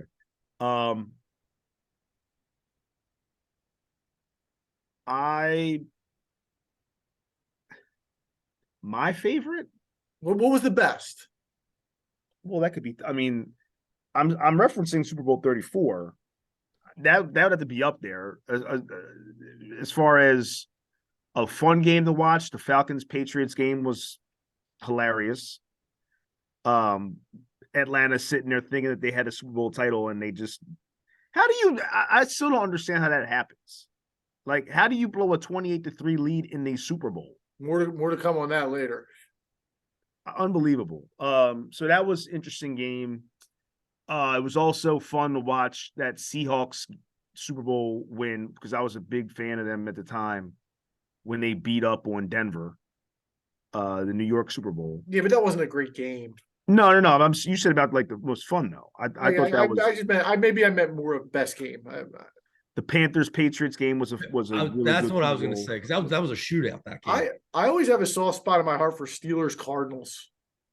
Yeah, because I was such a Larry. I forgot that even happened. Guy. You're a Santonio Holmes guy too. Larry Fitzgerald, and Larry. That was the year Fitz went off in the playoffs. He was going crazy, and everybody. And he catches that touchdown. They beat us in the championship that year. Right? He catches a touchdown with like a minute 50 to go, a long one, and then Ben takes him back down the field, and Holmes makes the catch. But they also had the James Harrison had that like 100-yard fumble recovery, I think it was, or whatever.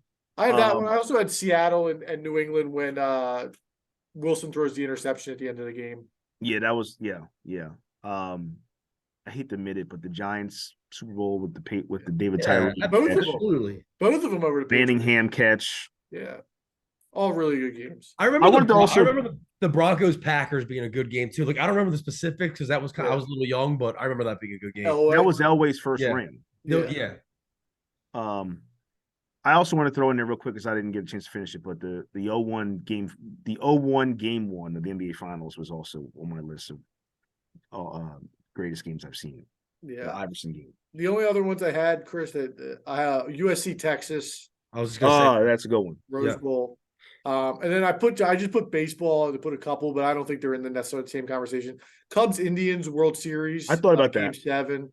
Yeah, I thought And about I that. put Twins and Braves, which is like 1991. I don't know if anybody can really relate to that. Well, but the Cubs, they were down 3-1 that series too, weren't they? the I Cubs think they were were down 3. down. Were they up 3-1 or were they down? I think they were down 3-1. I think the Indians were up 3-1 in that series, and the Cubs came back and won in Cleveland. I To don't be remember. confirmed later. I feel like it was the other way around. I feel like it went from. I'm gonna look it up now. You guys, in my opinion, you're missing 2 college basketball games. The Villanova games. Yeah, Villanova, UNC, and Duke Butler. So I thought about the Nova game with the Chris Jenkins. I mean, It's a in the same way, walk-off free to win it. I know. I was just saying the same way that it was a nightmarish ending for a team, the way the Titans lost that Super Bowl was a glorious dream to win an NCAA title with a half-court Yeah. three-pointer. Yeah, and then Duke Butler, Gordon Hayward almost making that Right. win it at half Against Duke of all teams. I'll give you Nova and UNC, but the Duke Butler game was like 46-44. It was like Butler was like 1 for 20 in the second half. That was not ugly to watch. It wasn't as ugly as the next year. The next year was even worse when it was Butler UConn. Maybe that's the game of the. Yeah, that game stunk. Yeah, that maybe game that's was the one I'm really thinking bad. Chris, you were right. Cubs were down 3-1. So, and that was the first title, as we all know, for the Cubs in 100 and something years. So that was a huge. I thought about that on there as well. But you mentioned that Twins Braves series. That is a special moment for me. That is the first sporting event. That was that first year I started watching sports. I was 6. That was the first baseball game I had ever watched. Was Jack Morris pitching for Minnesota against Atlanta at the Metrodome. In that series. That was the first year for baseball and also first year for me for football watching Notre Dame. I watched Notre Dame football game before the Eagles ever. Who threw for the Braves? Was it Maddox? John Smoltz. Smoltz, that's right. I just remember Jack Morris all the time for whatever reason. And Kirby Puckett was my guy because I was the first guy I ever saw that was a dominant player at the time in that series, and I just gravitated to him for like a year. And then I saw Griffey, and that was it. Adam, no 2003 Fiesta Bowl for you, Ohio State. I wanted to put it on there. That was my number. Miami? That was my other college football game. Craig Krenzel. You got to go USC Texas over that one. You know where I was for that game? I don't remember whose house it was, but it was a Christmas, I believe, Kairos reunion party that Mitch Yannick was at, and he was all pumped up because he had money on Ohio State money line. Mind you, we were in high school and gambling was illegal. The so thing you'll never forget, dude. And you were on a religious retreat. So I mentioned it was a busy weekend in sports, and I think the beauty of the World Cup is we went from Messi to Mbappe, and we were able to roll right into Darnold versus Trubisky at 1:00. Battle of Talk Titans. about a doubleheader. One more thing, real quick, Seltzer, real quick about the World Cup.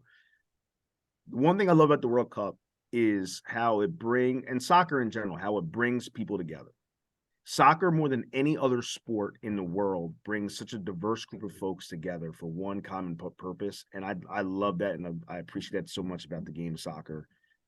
The World Cup did exactly that also. So I just wanted to mention that real quick. You better start calling it football, guest. Give it the football. No, well, I mean, hey, look, I'm an American. I'm true to myself and true to what we are. We call it soccer, so I'll call it soccer. I'm not gonna be that guy. Like, it's football, Dick. I'm not gonna be that dude. I have one more thing, and it would be for time reasons, we don't need to dive into it. If I ever had a penalty kick in soccer, I would kick it right in the middle of the goal every time because the goalie just dives to one side. So you just kick it in the middle. I say it all the time. I think Argentina had some like info though on that France goalie because they all kicked it to that except for one guy. They all kicked it to that same corner. I think Messi's shot in the penalty kicks was he did kick it in the middle. He a couple guys kicked it towards the middle. He kind of dribbled it. He like a fake out and then just dribbled it to the left side. Yeah. But everybody else fired darts to that bottom left corner. But let's get into football. I want to start with a question to you guys. I'm sure all you sports fans know it's the way some of these games ended. As a fan, which loss takes harder to get over? The Colts blowing a 33-0 lead at halftime, or the New England Patriots throwing the game away at the end? Which one's harder to swallow. You want to go first, Al? You know my ass is long-winded. I thought I went back and forth for a while on this, and I came to the conclusion that the Colts loss is worse because it's objectively worse. It is the worst loss of all time in the NFL as far as a comeback. You're up 5 scores. They're up 33 points. I don't care that there's a half of football left to play. The other team has to score 5 times, 4 of them having to be touchdowns with 2-point conversions. Obviously, I know that's not how the game played out, but to be up 33 points, that's what has to happen. And they let that slip through their fingers. That's a loss of epic proportions. That's a loss where people need to get fired. People need to be sent home. They need to start bringing on practice squad guys for these last few weeks. That is a loss that just, you cannot get back on the plane after that. The New England loss was just a total shock, complete and utter disbelief. It was the scene in Zoolander where they're all playing at the gas station with the gas pumps, and Zoolander's standing off to the side. He looks over, and all of a sudden, one of them lights a cigarette, and he starts to yell, "No!" That's the New England loss. It's just shock. You can't believe what's happening in front of your face. I'm glad that you took that angle because I actually disagree with you. The Colts game was a joke. Here's the difference for me. I watched the whole Colts-Vikings game. You could see when it was 36-14. And by the way, the Vikings were awful the first half. As bad as the Colts were the second half, the Vikings were that much worse in the first half. But when it got to 36-14, you can feel it. If you watch it, you can feel the Colts' heart was like, I don't know if it was because of Jeff Saturday, his leadership, or Matt Ryan already having choked the Super Bowl up before in his career, whatever it was. You had a sense that the Colts were about to mess this up. And you had a sense that they weren't going to be able to score the rest of that game, and they had to hold them off the board to win, and they just couldn't do it. So there wasn't, even though on paper it's the worst loss ever, if you watched it, you weren't surprised it happened. You saw it happening a mile away. Yeah. The Patriots game. I remember back in the day when we went and saw Dawn of the Dead, and I don't remember I remember I was there. Ryan Kelly, aka the Bull Jelly, was there. Shout out to him. Scanlon, Corcoran, all those. I remember we were all there, and we walked out as the credits were coming. Now I love that movie. We walked out because the credits were coming. That was back in the day in 2004 when they didn't have like the post-credit scenes and all that crap. And I remember like it was yesterday, Corcoran comes out the movie theater. You guys missed it. You missed what, Jack? They all died. Everybody died. I'm like, what are you talking about? He's like, during the credits, they all got to the island and they all died. So we walked back in and we saw it all happening. But my point in saying that is, when you watch that Patriots-Raiders game, how many people got up and went to the bathroom, to the kitchen, wherever they were going to go, put the baby down on both sides, and were just ready to go to overtime? Even on the benches, they were probably having conversations like, all right, so we're going to have so-and-so do this and that. And all of a sudden, they were like, when we had what? Just watch it happen. Like, that was insane. It was to the point where it looked about people being fired. It looked like Stevenson and Jacoby Myers had bread on the game and were like, all right, you ready to make this? You ready to make this bag? Toss me the rock. We gonna get this bag, throw it to the Raiders, and have them finish this game off. That's how it looked. That's how bad and stupid that play was. You talk about the Colts game being the worst loss. It may be, and statistically it was. But the Patriots was the dumbest loss. That was the dumbest play in the history of human beings. There's no debating that. So would you rather be the biggest loser or the biggest idiot? So that's kind of what it comes down to in the conversation for those two things.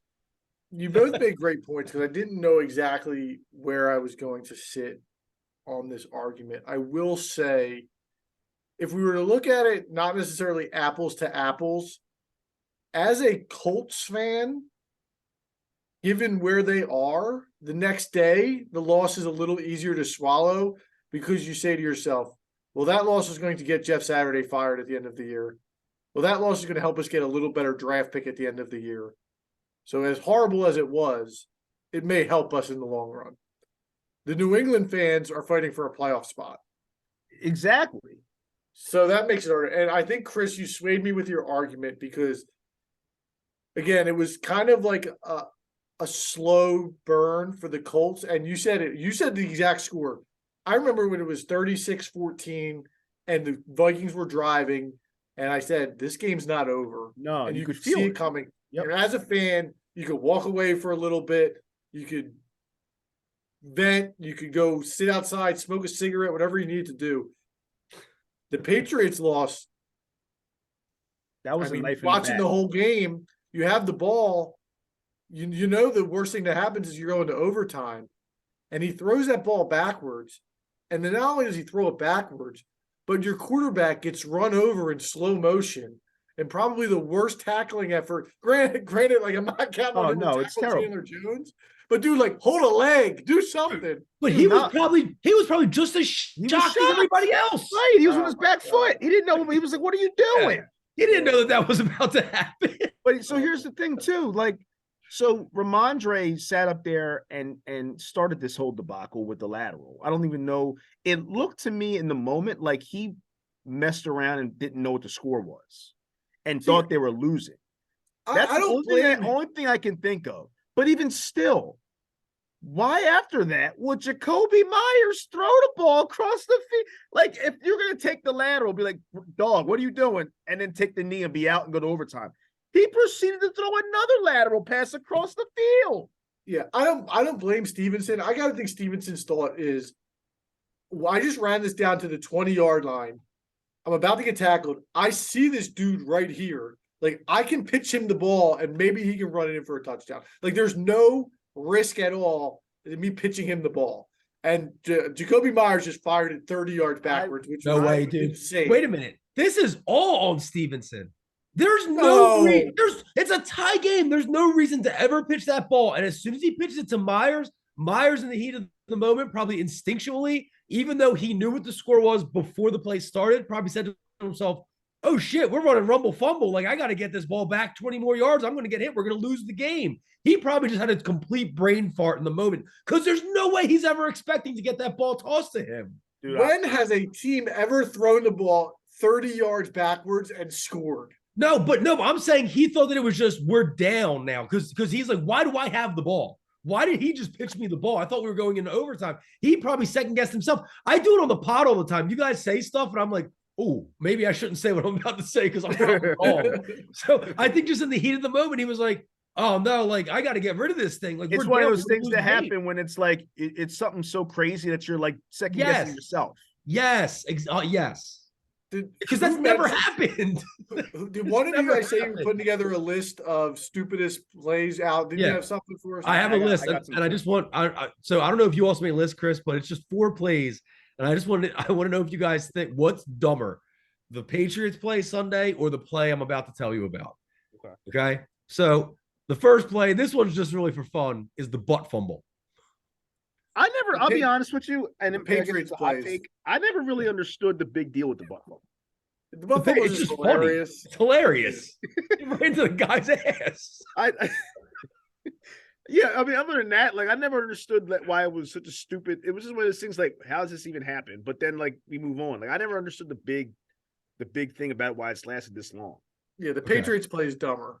And granted, here the Patriots play obviously it cost them the game, so I think that has a lot to do with why we're going to vote for that quite often here. But the Patriots play or the Colts fake punt in 2015 versus the Patriots. The Colts fake punt. Pat McAfee was under center by himself. That's what in the world did they think was going to happen with that play?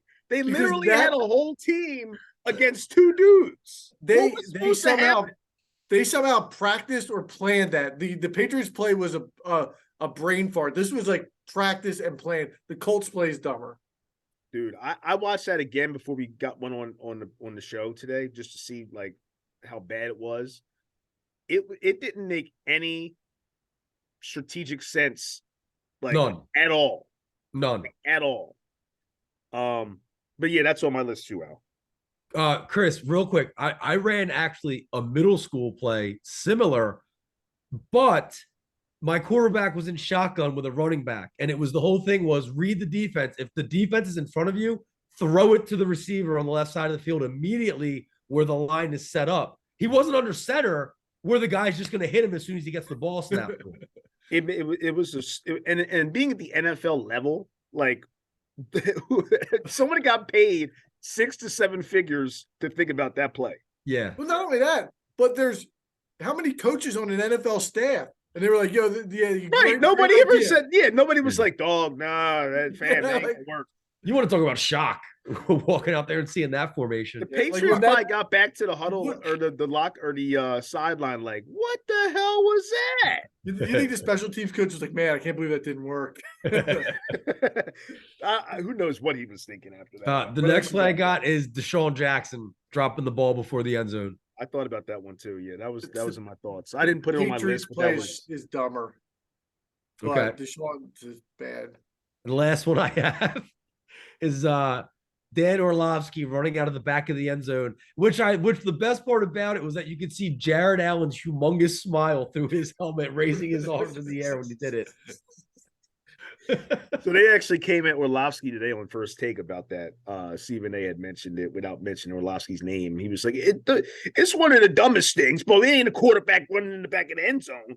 So is Orlovsky's like, dog, for real? You're gonna just do me like that? Nah, it's Jacoby Myers.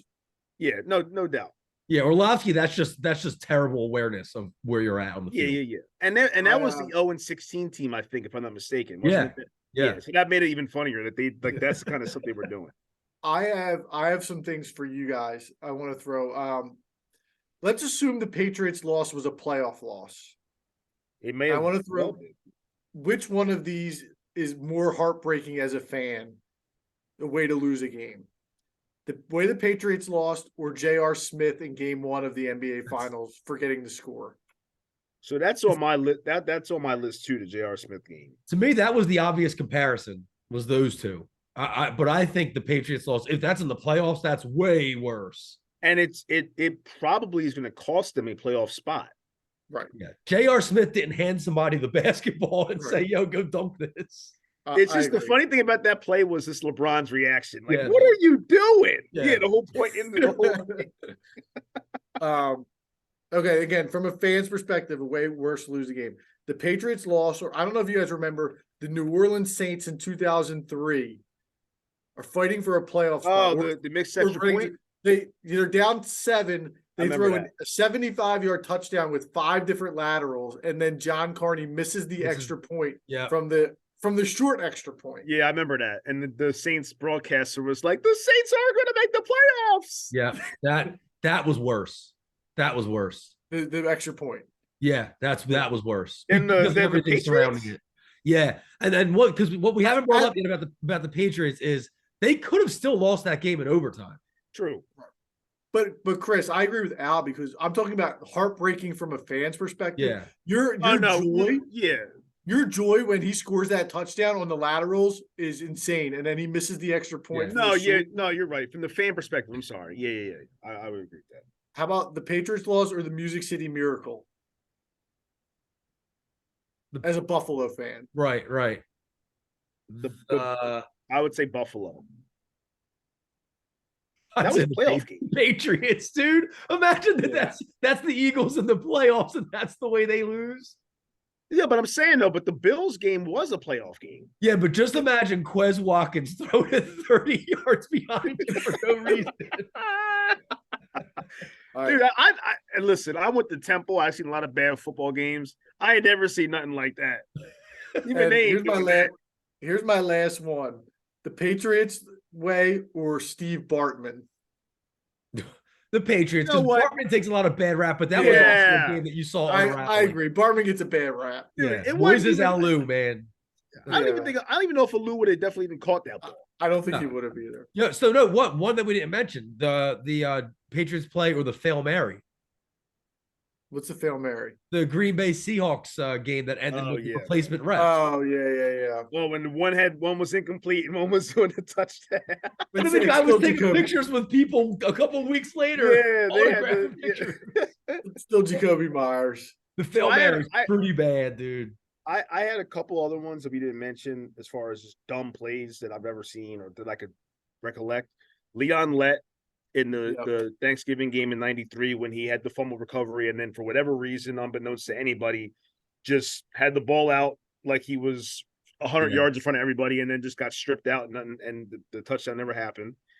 Also, the fact that it was snowing that bad in Dallas is like weird. Like, You got your games mixed up. You got your Leon Lett plays mixed up. So the Thanksgiving one, he blocked the field goal and then he touched the ball and the Dolphins recovered it. Yeah. And they got to win the game on a field goal. The one where he's holding the ball, that was in the Super Bowl, and Don Beebe ran him down. You got two different plays. Yeah. I thought it was in the snow when he did that. That was the Thanksgiving game when he blocked the field goal and then he touched the football. The one where he's holding the ball out, Right. You're that's right. the Super Bowl. The Super Bowl. And that one didn't matter because it was like 52-17. Yeah. The other one was I always think about this when you remember when Buck Showalter intentionally walked Barry Bonds with the bases loaded. Yeah. And everybody was like, "What is happening?" And that famous clip when he's just Showalter just holding the floor up. He's like, "I know it's weird. I don't care. I'm putting them on." And so I looked it up. That's only one of 3 times that's ever happened in baseball history, which is what, 2,000 years of history at this point.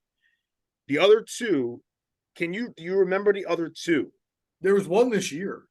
Correct. I don't remember who it was. It was Corey Seager in April, got intentionally walked the bases loaded. And then the other one was in 2008. You remember? Was it Ryan Howard? Not Ryan Howard. I don't remember. Josh Hamilton. The funny thing about that is both of those 2 were by Joe Madden. He did it twice. Madden was a weird freaking dude. Twice out of 3 ever, and he ended up being the manager to call that. Real quick, I wanted to confirm Chris's story about Dawn of the Dead, and Jack did confirm that they got to an island and there were zombies all over it, and then Jelly chimed in with "Down with the Sickness" is playing as the zombies come out of the island. Dude, I got the movie. I watch it every Halloween. Like sometimes I watch it even like during random parts of the year. I love it's one of my favorite horror movies. But yeah, no one had ever saw that coming. Just like nobody saw these dudes, these idiots. You remember when Al? You ever see Kings of Comedy? Yeah. Seltzer. It's been a while, but yeah. So when Steve Harvey's doing his set and he's talking about Ray Caruth, and he's like, we all was sitting up there on TV watching when they went to that trunk, and we were like, I know Ray ain't hiding in this trunk. He better not be in this damn trunk. Oh my God, he's in the trunk. And that's how it felt watching that game. Like, I know this dude didn't just lateral his pass. Oh my God, then he lateraled the pass. Like it was just oh my God, like 3 different oh my gods in a row by how stupid it was. Sarah thought I had a heart attack. She was like, crazy. Are you okay? I was like, all she heard was, oh my God. Like 3 times. But yeah, I mean, that's probably I can't, that's the dumbest play in the history of football. I really believe that's the dumbest thing that's ever happened in professional. I go Colts fake punt above that, but it's probably second. That was dumb strategy wise from a coaching perspective, but an actual in-game moment. Well, it's like Adam said, they planned that. They came out of the huddle with that. What about toss up though? This was not in our lifetime, I don't believe. What about the guy that ran the wrong way? Yeah, that's bad too. That's a sin. Yeah, I saw that, but I was like, I don't really know much about it, but that's terrible. It was a NFL game, or it was like a fumble, and he picked it up and he just ran the wrong way. Was that one of the Buccaneers years back in the day? It was Jim Marshall. Jim Marshall picked up the fumble and ran the wrong way. Was he on the Vikings? Yeah. That's dumber though. Like there is no reason for this. Yeah, no, you're right. So for sake of time, I'm looking to wrap this up. Do you guys have any other observations from a good NFL weekend? I know there was a bunch of really good games. Bills, Dolphins. Lions Jets turned out to be a good one. Even like Chiefs Texans. So Are any we other ready? observations? Are we ready for the Lions and the Jaguars to be in the postseason this year? Because it might happen. I know the chances are slim, but it might happen. I don't think they're Jaguars as could- slim as you think. I think Jaguars control their own pretty- destiny. Yep. I think who'd you say? Jacksonville does. If Yeah, I they was went gonna out, say- they're in. Yeah, I think that their path is pretty clear. And Detroit, I think all they need is the Seahawks to lose a game. No, Washington and New York are ahead of them. I'm sorry, not the Seahawks, Washington, I meant to say. And Seattle's ahead of them still too currently. So I think Detroit pretty much has to win out, which is possible. Their schedule's not. They got to win out and hope that because they're tied with the Seahawks. Yeah, So they hope that the Seahawks lose a game, and then the Commanders, I think, have to lose because their tie is weird. So I don't know what that means. It might be 2 losses they have to have now. 2 out of 3. I think given those schedules and how those teams are not that great, if the Lions win out, I think they'd be in. I think the Lions have the Packers, the Bears, and the Panthers left, 2 of which are on the road. And the Commanders have 49ers this week in San Fran. Right. So Right. that's gonna be rough. But we'll crunch Also, it. don't you guys were hard. You gave it to me a little bit last week. when Packers ain't going nowhere, I guys. threw that Packers out there. Yeah, they beat the Rams. Who cares? The Rams. Packers. Yeah, but everything else that's happening or that they have to have happen is happening right now. They don't. Packers ain't- That help Packers is ain't getting a little good. thinner. Wait, real quick. How salty is the NFL about these games that they scheduled for Christmas Day to go Oh, against it's the NBA? horrible. Like before the season, they look like Yeah. bangers. Yeah. Now, just terrible. These How games. about this? horrible. The holiday classic they're calling it. Yeah, Packers, Steelers. Dolphins, Broncos, Rams, Buccaneers, Cardinals. Dude, I'm going to get to see Trace McSorley play on Christmas Day. This is great. Broncos, Rams. You couldn't pay me to watch that. It's terrible. It's terrible. But I get to see Brady McSorley. It's going to be an entertaining evening while I'm wrapping some last minute presents. McSorley looked terrible Sunday. He was terrible. I don't care. Speaking of last minute presents, it wouldn't be us in a holiday. We always do a holiday themed segment. In segment 3, we are going to do one of our standard drafts. We're going to not, most people are doing Christmas songs, Christmas movies. We're just going to do the best things about Christmas. So we will be right back. Songs with and segment movies. 3. Which might be my pick. I was gonna say. Welcome back to segment 3. We are going to jump into a draft of the best things about Christmas. So without further ado, with the draft order has been chosen. It's going to be Al, Chris, and then me. That's been revealed. Christmas this weekend. Al, what are you most looking forward to? What is the best thing about Christmas? So this is going to be a chaotic draft because there's no holds barred here. Just what is the best thing about Christmas, right? With the first pick, very obvious number 1 pick. Very obvious number 1 pick. I think I'm still going to get what I believe to be is my favorite part and what a lot of people's favorite parts are. But without further ado, the number 1 pick is the big man. It's Kris Kringle. It's jolly old Saint Nick. It's Santa Claus. I'm back. I mean, I don't know if that's a first round pick. Christmas and Santa Claus are literally synonymous. Like they are one in the same. But that's the cannot best have thing. one. What's that? That's the best thing about Christmas is Santa. You can't have one without the other, though. You peeped that Violent Night That's movie yet? debatable. A lot of things don't exist without the big man. You peeped But the that big Violent man Night actually movie does not yet? exist. You know you can. I don't know about that. Listen, you can get the big man on Cameo to send you a message this Christmas season. Look, Or you Listen, can I just have dress no up like- like the big man and just say that you are the big man. listen. free. We've in our lifetimes we've seen the big man do a lot of things. We all know what happened to him at the vet. But I've seen Santa Claus take a stone cold stunner in my lifetime. Jump off a milk truck. I've seen him do a lot of things. He's everywhere. He knows where you've been sleeping and when you're awake and all that. First of all, has anybody ever really dissected that song and how creepy it is? That song is messed up. Yeah, how about I Saw Mommy Kissing Santa Claus, which I just recently found out though is Dad is dressed up as Santa. Yes. I just recently found that out. Did you see that on Instagram yesterday? I think I saw that yesterday on Instagram. Oh no, I didn't. do. No, I didn't. I had it on my list, but I wouldn't have drafted it until the third or fourth round. When did you guys when did you guys figure out that Santa was not real? So for my story, don't say this podcast. For my first of all, this is very wait a minute. First of all, I gotta tell Casey not to listen to this damn. I was going to say this kid now.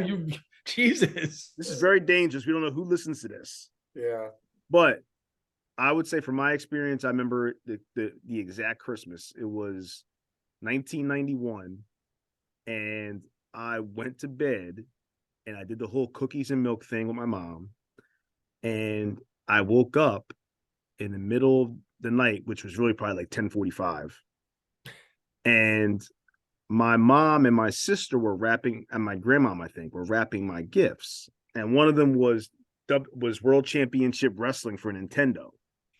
And I literally saw it from the bathroom and made a beeline to the kitchen where they were at.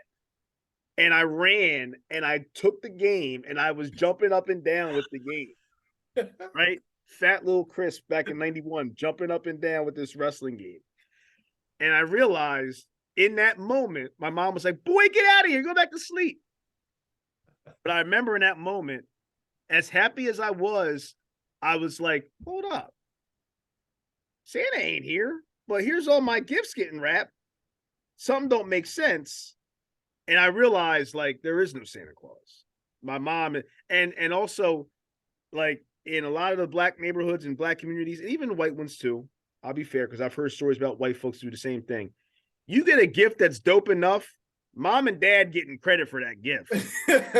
No, like, that's, as a parent, it's really hard to mom and dad, stuff, like, man. My mom, back in the day, she was like, when I got a Porsche, I was 4 years old. I got a small little Porsche to ride around the neighborhood. And she was like, mommy got you that gift. Santa ain't get you that one. And so I know it can happen. And I shouldn't have made it a race thing because it happens in a lot of households. But that's definitely, like you said, Al, that's probably, I can imagine how hard that could be as a parent. When you spend a lot of hard-earned money on something and they're like, Santa Claus, like, nah, fam. Yeah, you got to swallow your pride, definitely. Yeah. But that's my story. That's when I figured out that Santa wasn't real. Adam, mine's quick. My mom was a very blunt person, a not very nurturing person, and one just random day, might not even been around Christmas time. She was sitting at the dining room table, and Santa Claus came up, and she said, "Yeah, you know he's not real, right?" I was like, "What?" She was like, "Yeah, he's not real." And I was like, I tried to play it off cool, and I was like, "Yeah, I know that." I think I went upstairs and cried. And that was that. Yeah, that was that. So mine was actually a little different. I was probably 7 or 8, and it was Easter. And we were all downstairs in the basement, and my mom said to my dad, and I gotta ask, Jeff's a listener, so I gotta ask him if this was done intentionally or it was just and my Happy mom Hanukkah, by the way, Jeff. She goes, do you want to put the kids to bed or do you want to work on the BASKETS? And she spelled it out. And obviously I was 7 or 8 years old, and I was like, the baskets. I was like, what do you mean work on the baskets? It's Shulman Education. Shout out to Shulman. So then I pieced it together and I asked her, and obviously at that point Santa comes up and the tooth fairy. Not that I don't think anybody truly should ever believe in the tooth fairy.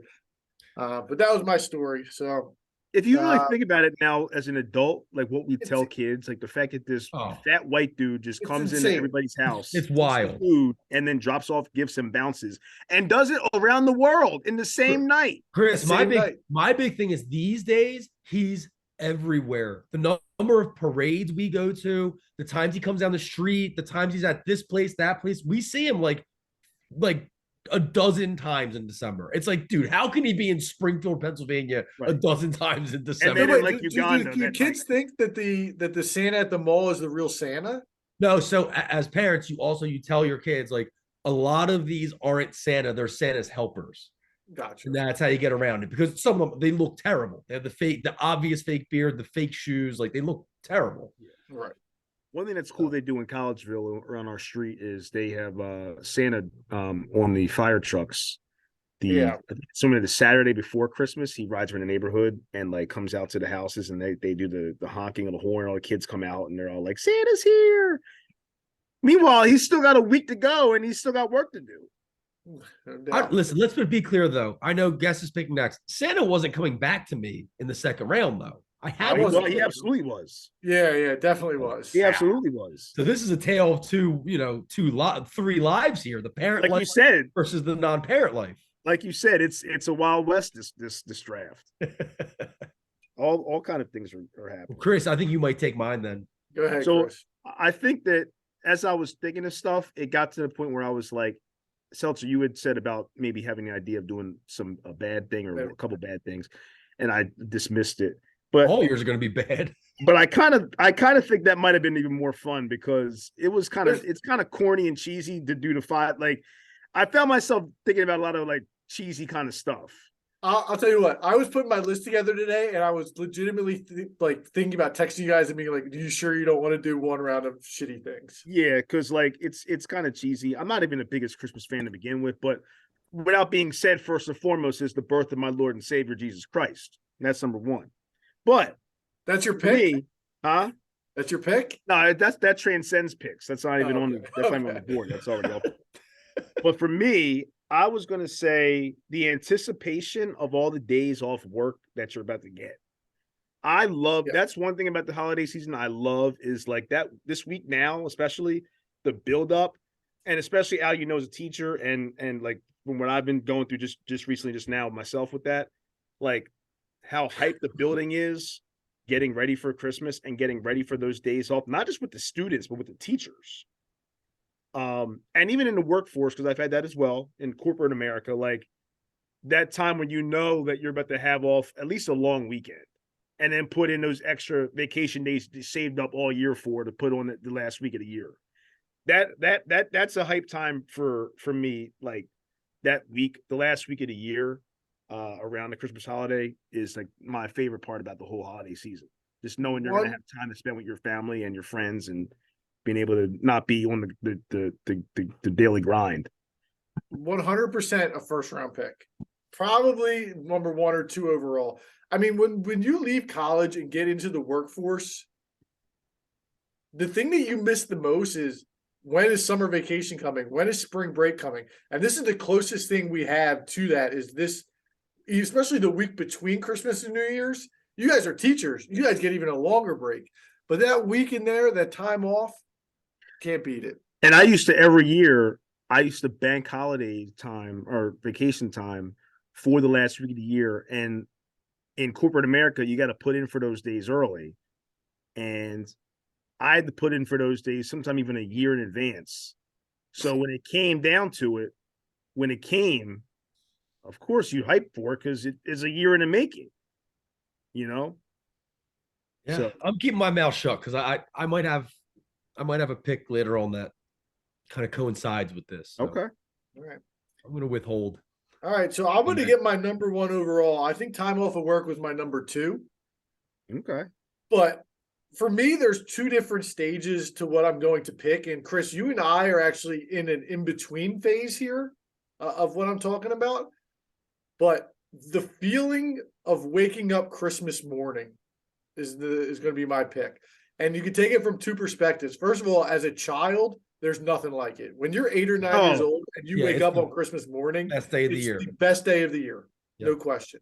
And Al, I can imagine as a parent, doesn't have the same excitement, but to see your kids in that type of atmosphere is probably spectacular and makes you feel great as well. I can't be so for me, my first round pick is going to be the feeling of waking up on Christmas morning as my number 1. That's good. We're right now in a very, very good spot for Christmas with Jackson being 6, Aver being 4. Like those are really good ages for the excitement. Yeah, I can imagine. I mean, I'm just thinking about when I was those ages and like just when you woke up, it was like for me at least, I couldn't get up without like until my mom got up because you had to wait for your parents or whatever. But I'd be up like 4:35, 5:30, just laying there like, come on, wake up, yo, like I'm ready. Yeah. Mom would be making some banging breakfast. Like it's just a dope day.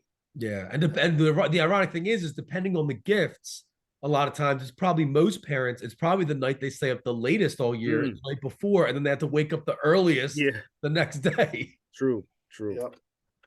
All right. So on the turn here, I'll give something similar, but this is more of an adult thing. I have giving or getting an unexpected present. So I think at this point in our lives, for the most part, Megan will tell me what she wants. I just get her that. It's pretty straightforward, and you're opening stuff that you're almost expecting. But that feeling when you give somebody something that they have no idea is coming, or you get something you no idea is coming, and you open it up, like that's just an awesome feeling. So I'm going to go giving or getting an unexpected present. I have that on my list. I have it as Pollyanna gift exchange, but it's the same thing. Casey's sibling, she has 3 siblings, and all of us and the significant others, we pick random people and we give gifts to each other. We never tell each other what we want, and people just kind of everyone always hits the mark, and it's awesome getting something that you're genuinely like, oh, that's sweet. Like, yeah, that's a good feeling. But also giving the good gift too. Yeah, that's what I said. When you give the good gift, the person's like, is like, oh, thank you so much. Like I wanted this. That's actually my pick, is the joy of giving.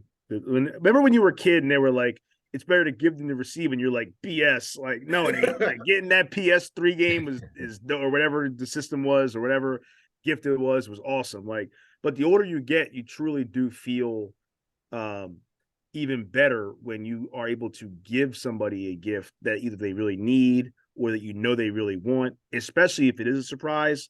Like, that's such an awesome feeling, especially for Al. I'm sure you can absolutely relate to that as a dad. Like, getting your kids something that that they want or have wanted, and then knowing that they're going to get it before they know they're going to get it. Yeah, you know what I mean. Like, that's dope. So that's actually my pick. I just picked it. Can we count that? Yeah. What? What do you mean? But I had 2 picks at the turn. Right. But you said the joy of getting someone a surprise gift. I think giving / getting. Right. So I'm saying the joy of seeing someone's happiness from getting a gift. So this is where we're going to go off the rails. Because it's the holiday season, we're going to allow that, and there's not a ton of things. I wanted to add one thing before you jumped into your pick. If we were doing the shitty things about Christmas, opening a gift that freaking sucks in front of a person, that's on that list. Has anybody ever actually got a gift that they already had? Probably. I'm saying like out of you two.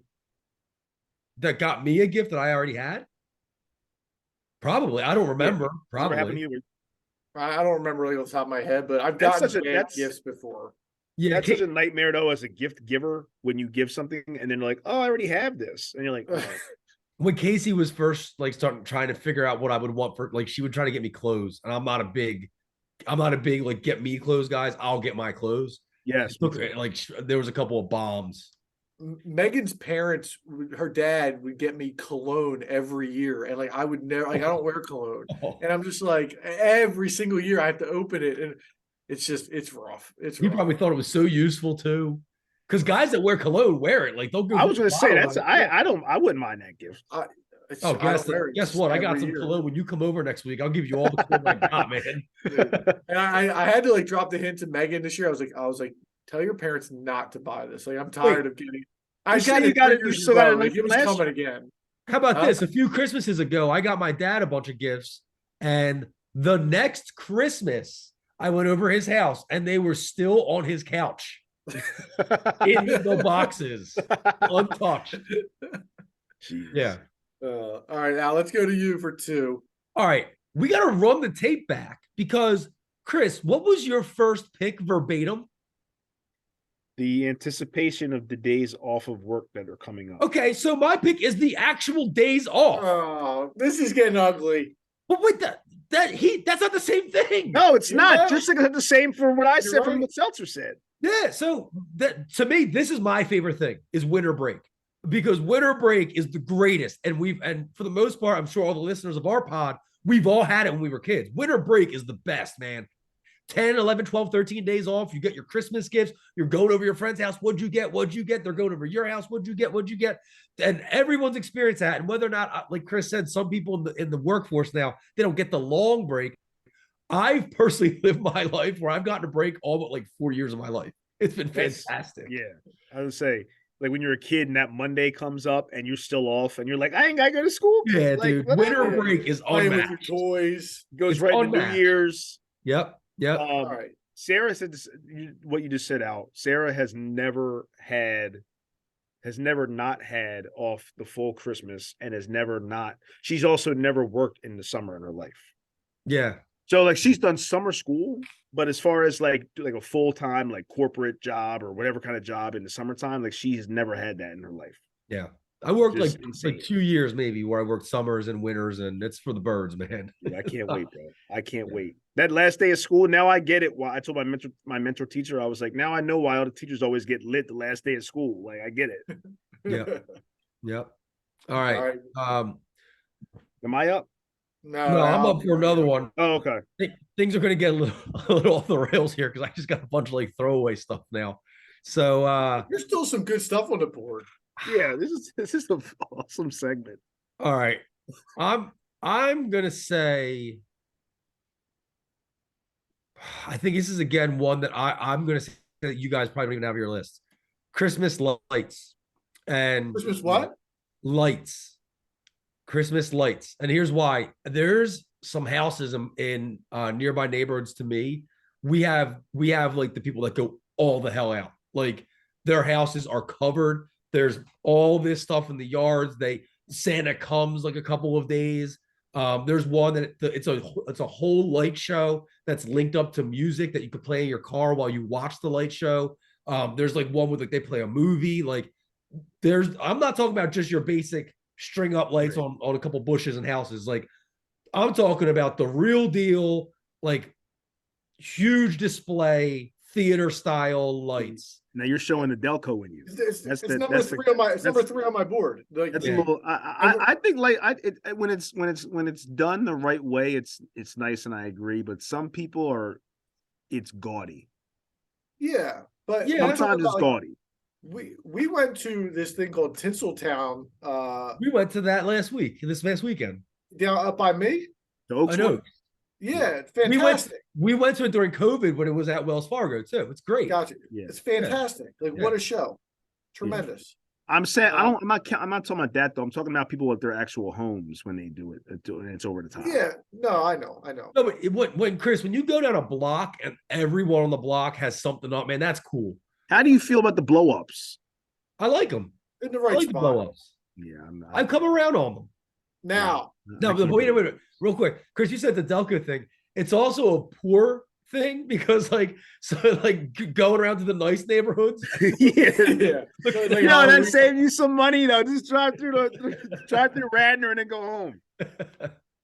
We can't go to Tinseltown, but we gonna go to Villanova and drive around the neighborhood. Again, if we were doing horrible things about Christmas, actually putting up and taking down your lights. Awful. Terrible. Yeah. Terrible. So, you ever done it on your roof and stuff?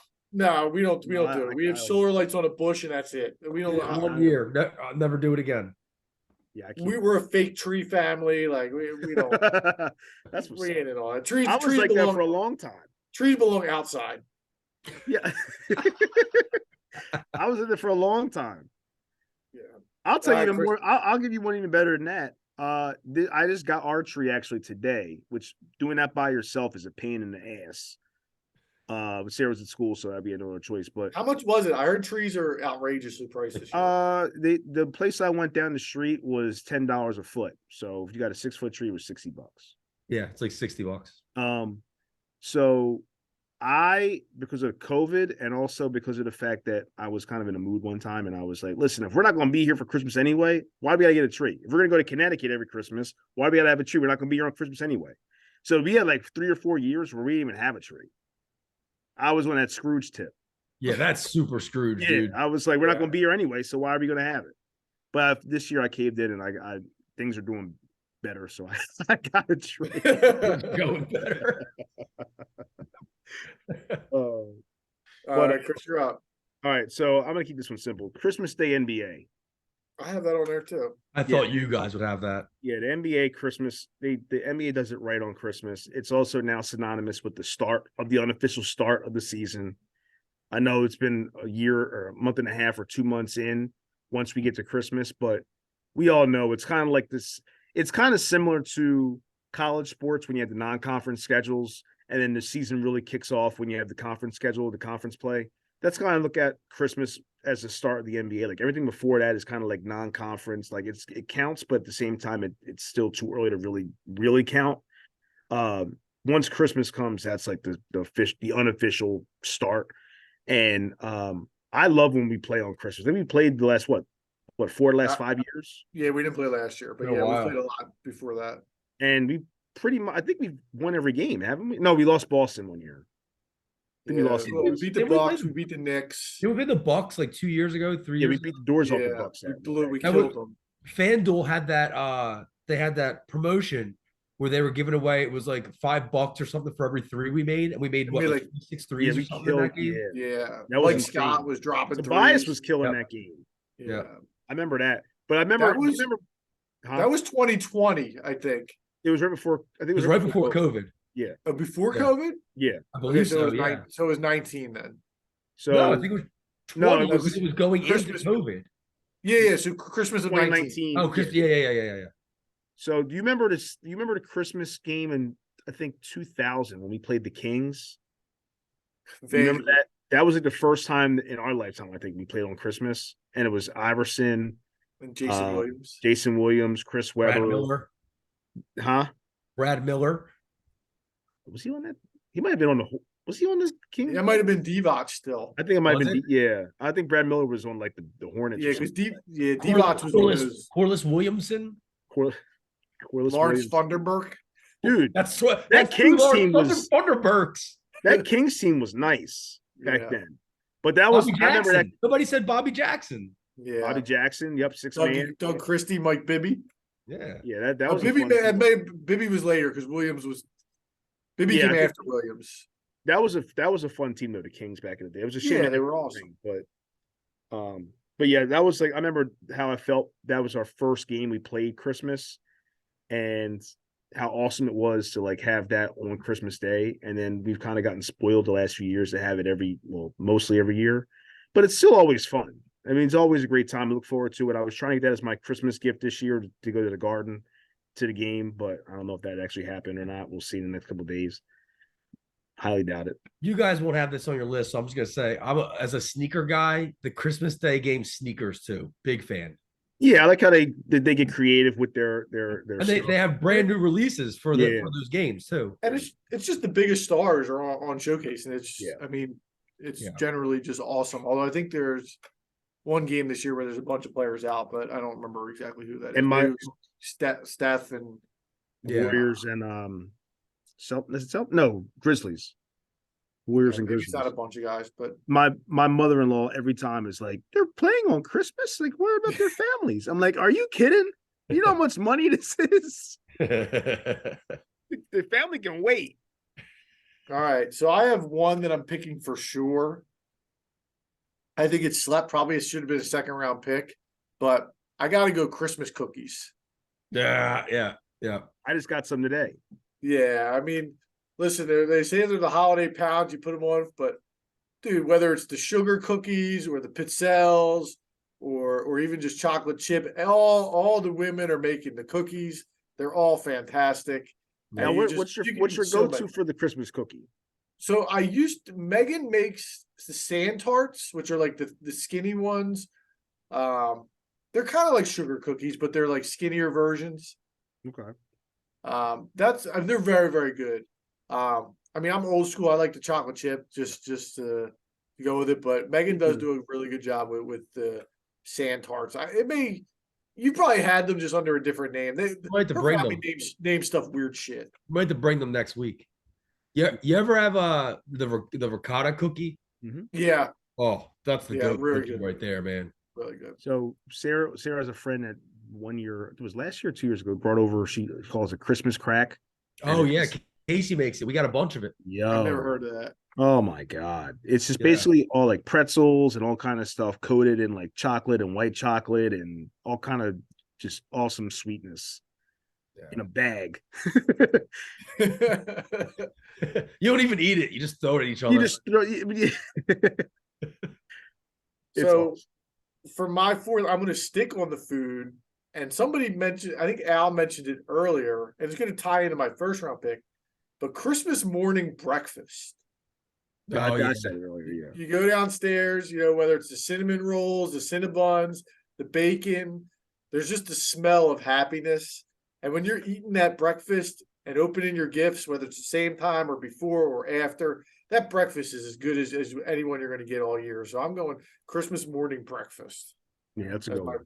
fourth round pick. We do a French toast casserole and then all the bacon, eggs, everything else. Yeah. And we used to be big Cinnabon people. Not this store. We actually would make our own cinnamon rolls. But yeah, the French toast, that's right up the same alley. Yeah. Delicious. All right. Those are two solid picks, Adam. I got this one wrapped up. If the people that vote for me, it's bullshit, dude. I got Santa and the break. Santa was a reach. Not objectively, you wait. Dude, Jeff, Ian, your aunt, they're all going to be loving it. Well, and also on a side note, have these been put up? These drafts on the Twitter page? Just the first one we did. I was gonna say because I've been missing what they have. Because y'all be hiding from when I'm gonna take this dub.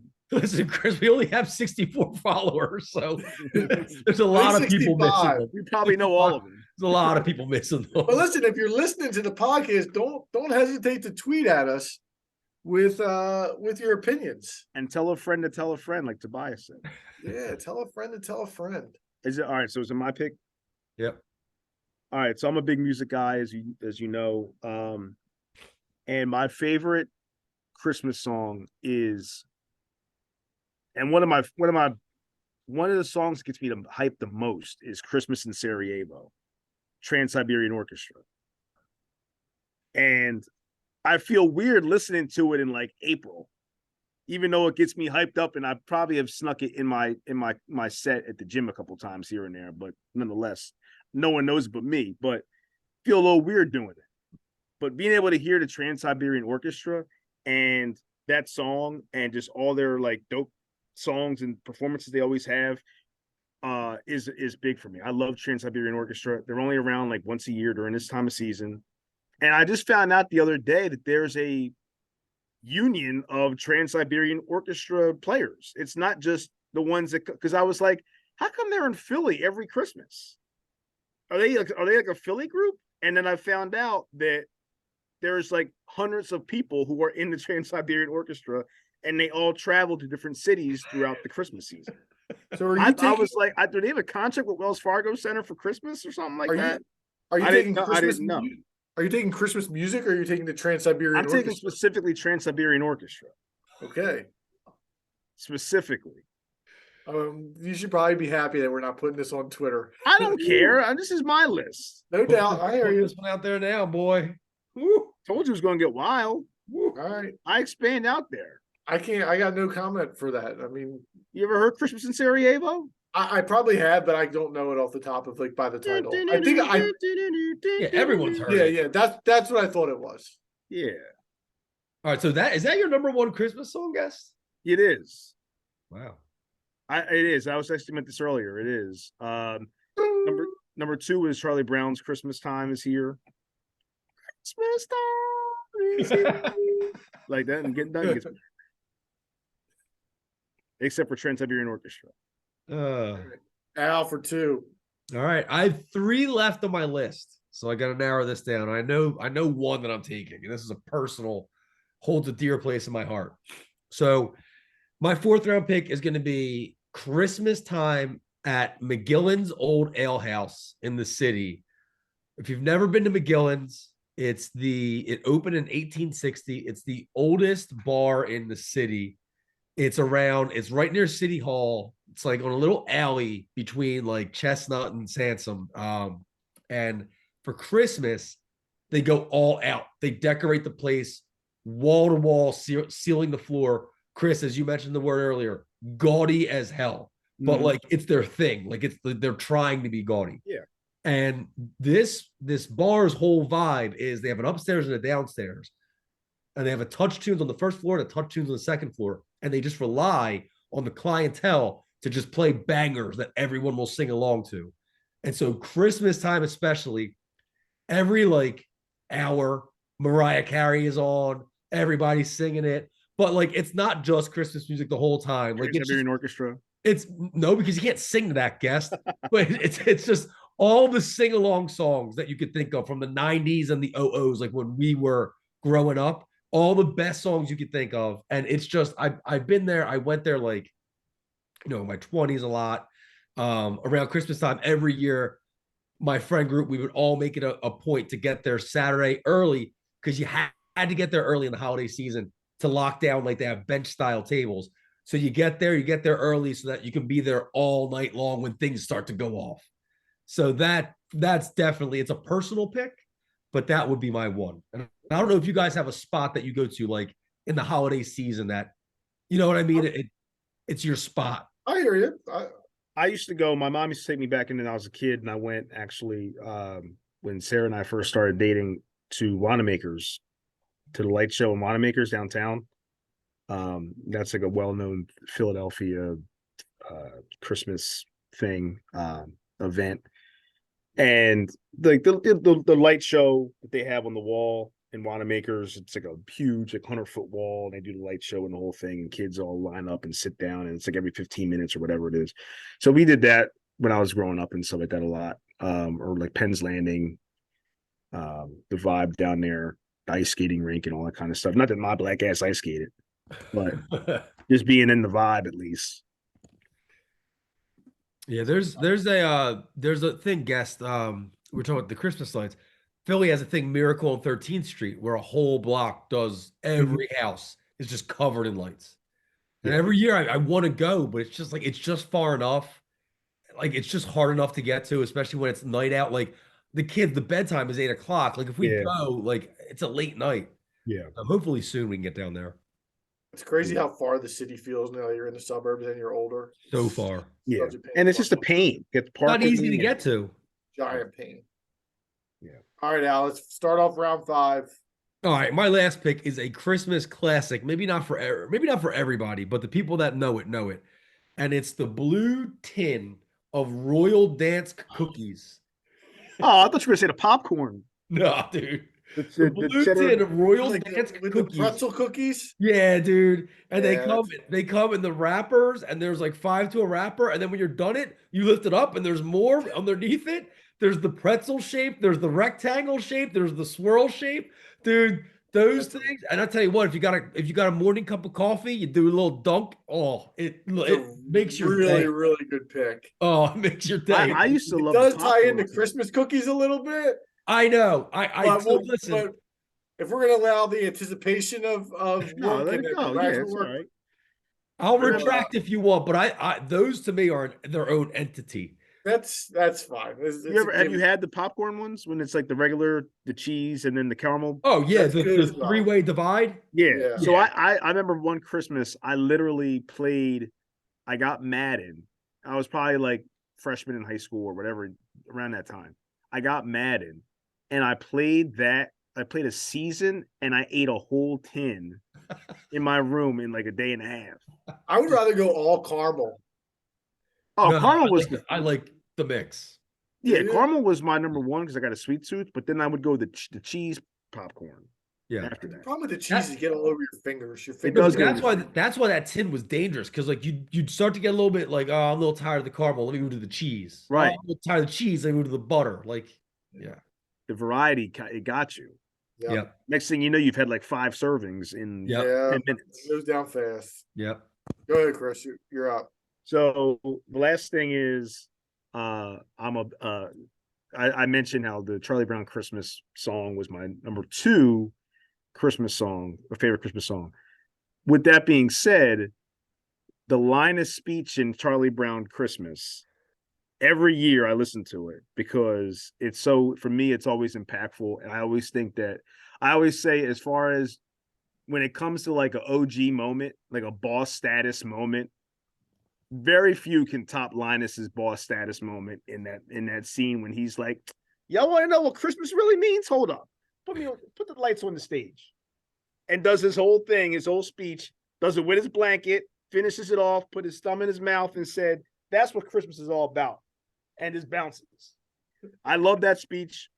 He spit game, spit fire when he's talked about what Christmas really means as far as the biblical sense of it. But I always just love that speech and that episode, that Charlie Brown Christmas is always my favorite. So watching that during the Christmas season is always a favorite of mine. For those of you who are not sure, I'm going to try and link that speech at the end of the episode. That'll be cool. That'd be cool. Yeah.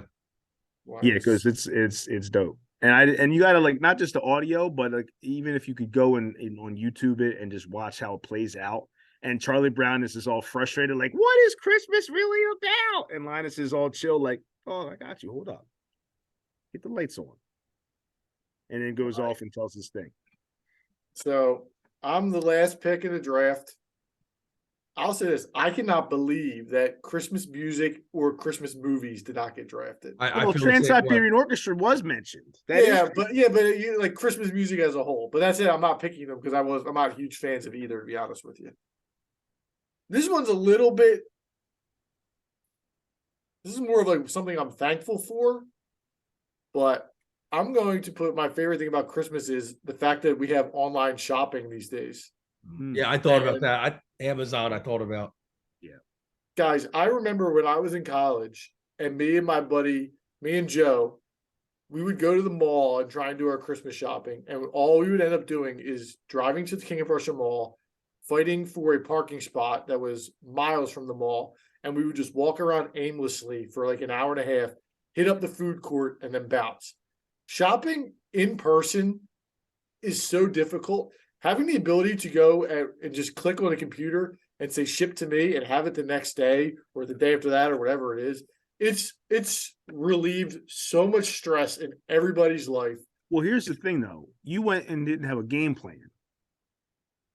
But to your point, when you don't have a game plan and you just go to Amazon and you just type in like something that your wife likes that you know she likes, like, I don't know, a TV show, when you just type it in, all of a sudden you get a list of stuff that you weren't even thinking about. Right. That you can pick. Unlimited. Chris, what do they say? I think it was Mike Tyson. Everybody's got a plan until they get punched in the mouth. You walk in that mall and that's a shot right to the face. Oh, yeah. It's overwhelming.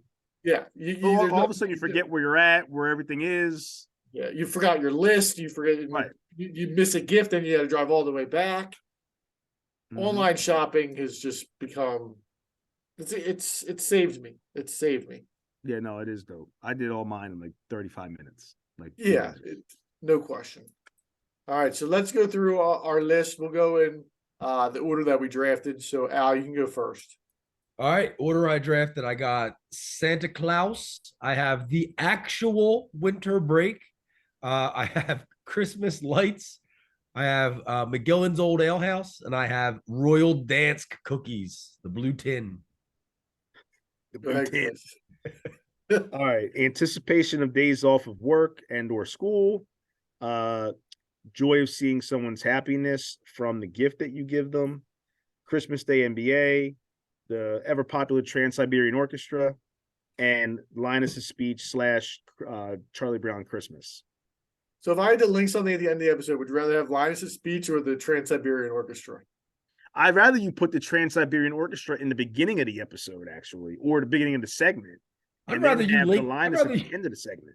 I'd rather you link the sound of somebody eating some Royal Dansk cookies just for a minute and a half. Or find Linus eating the aforementioned cookies. My 5 are the feeling of waking up on Christmas morning, getting / giving unexpected presents, Christmas cookies, Christmas morning breakfast, and online shopping. Those are my 5. Maybe somebody, out there might want some 3 in the Keystone gear for Christmas on their list. Yeah, I sure do. I've seen a couple of requests. Actually, I have a for Christmas Eve, I just got notice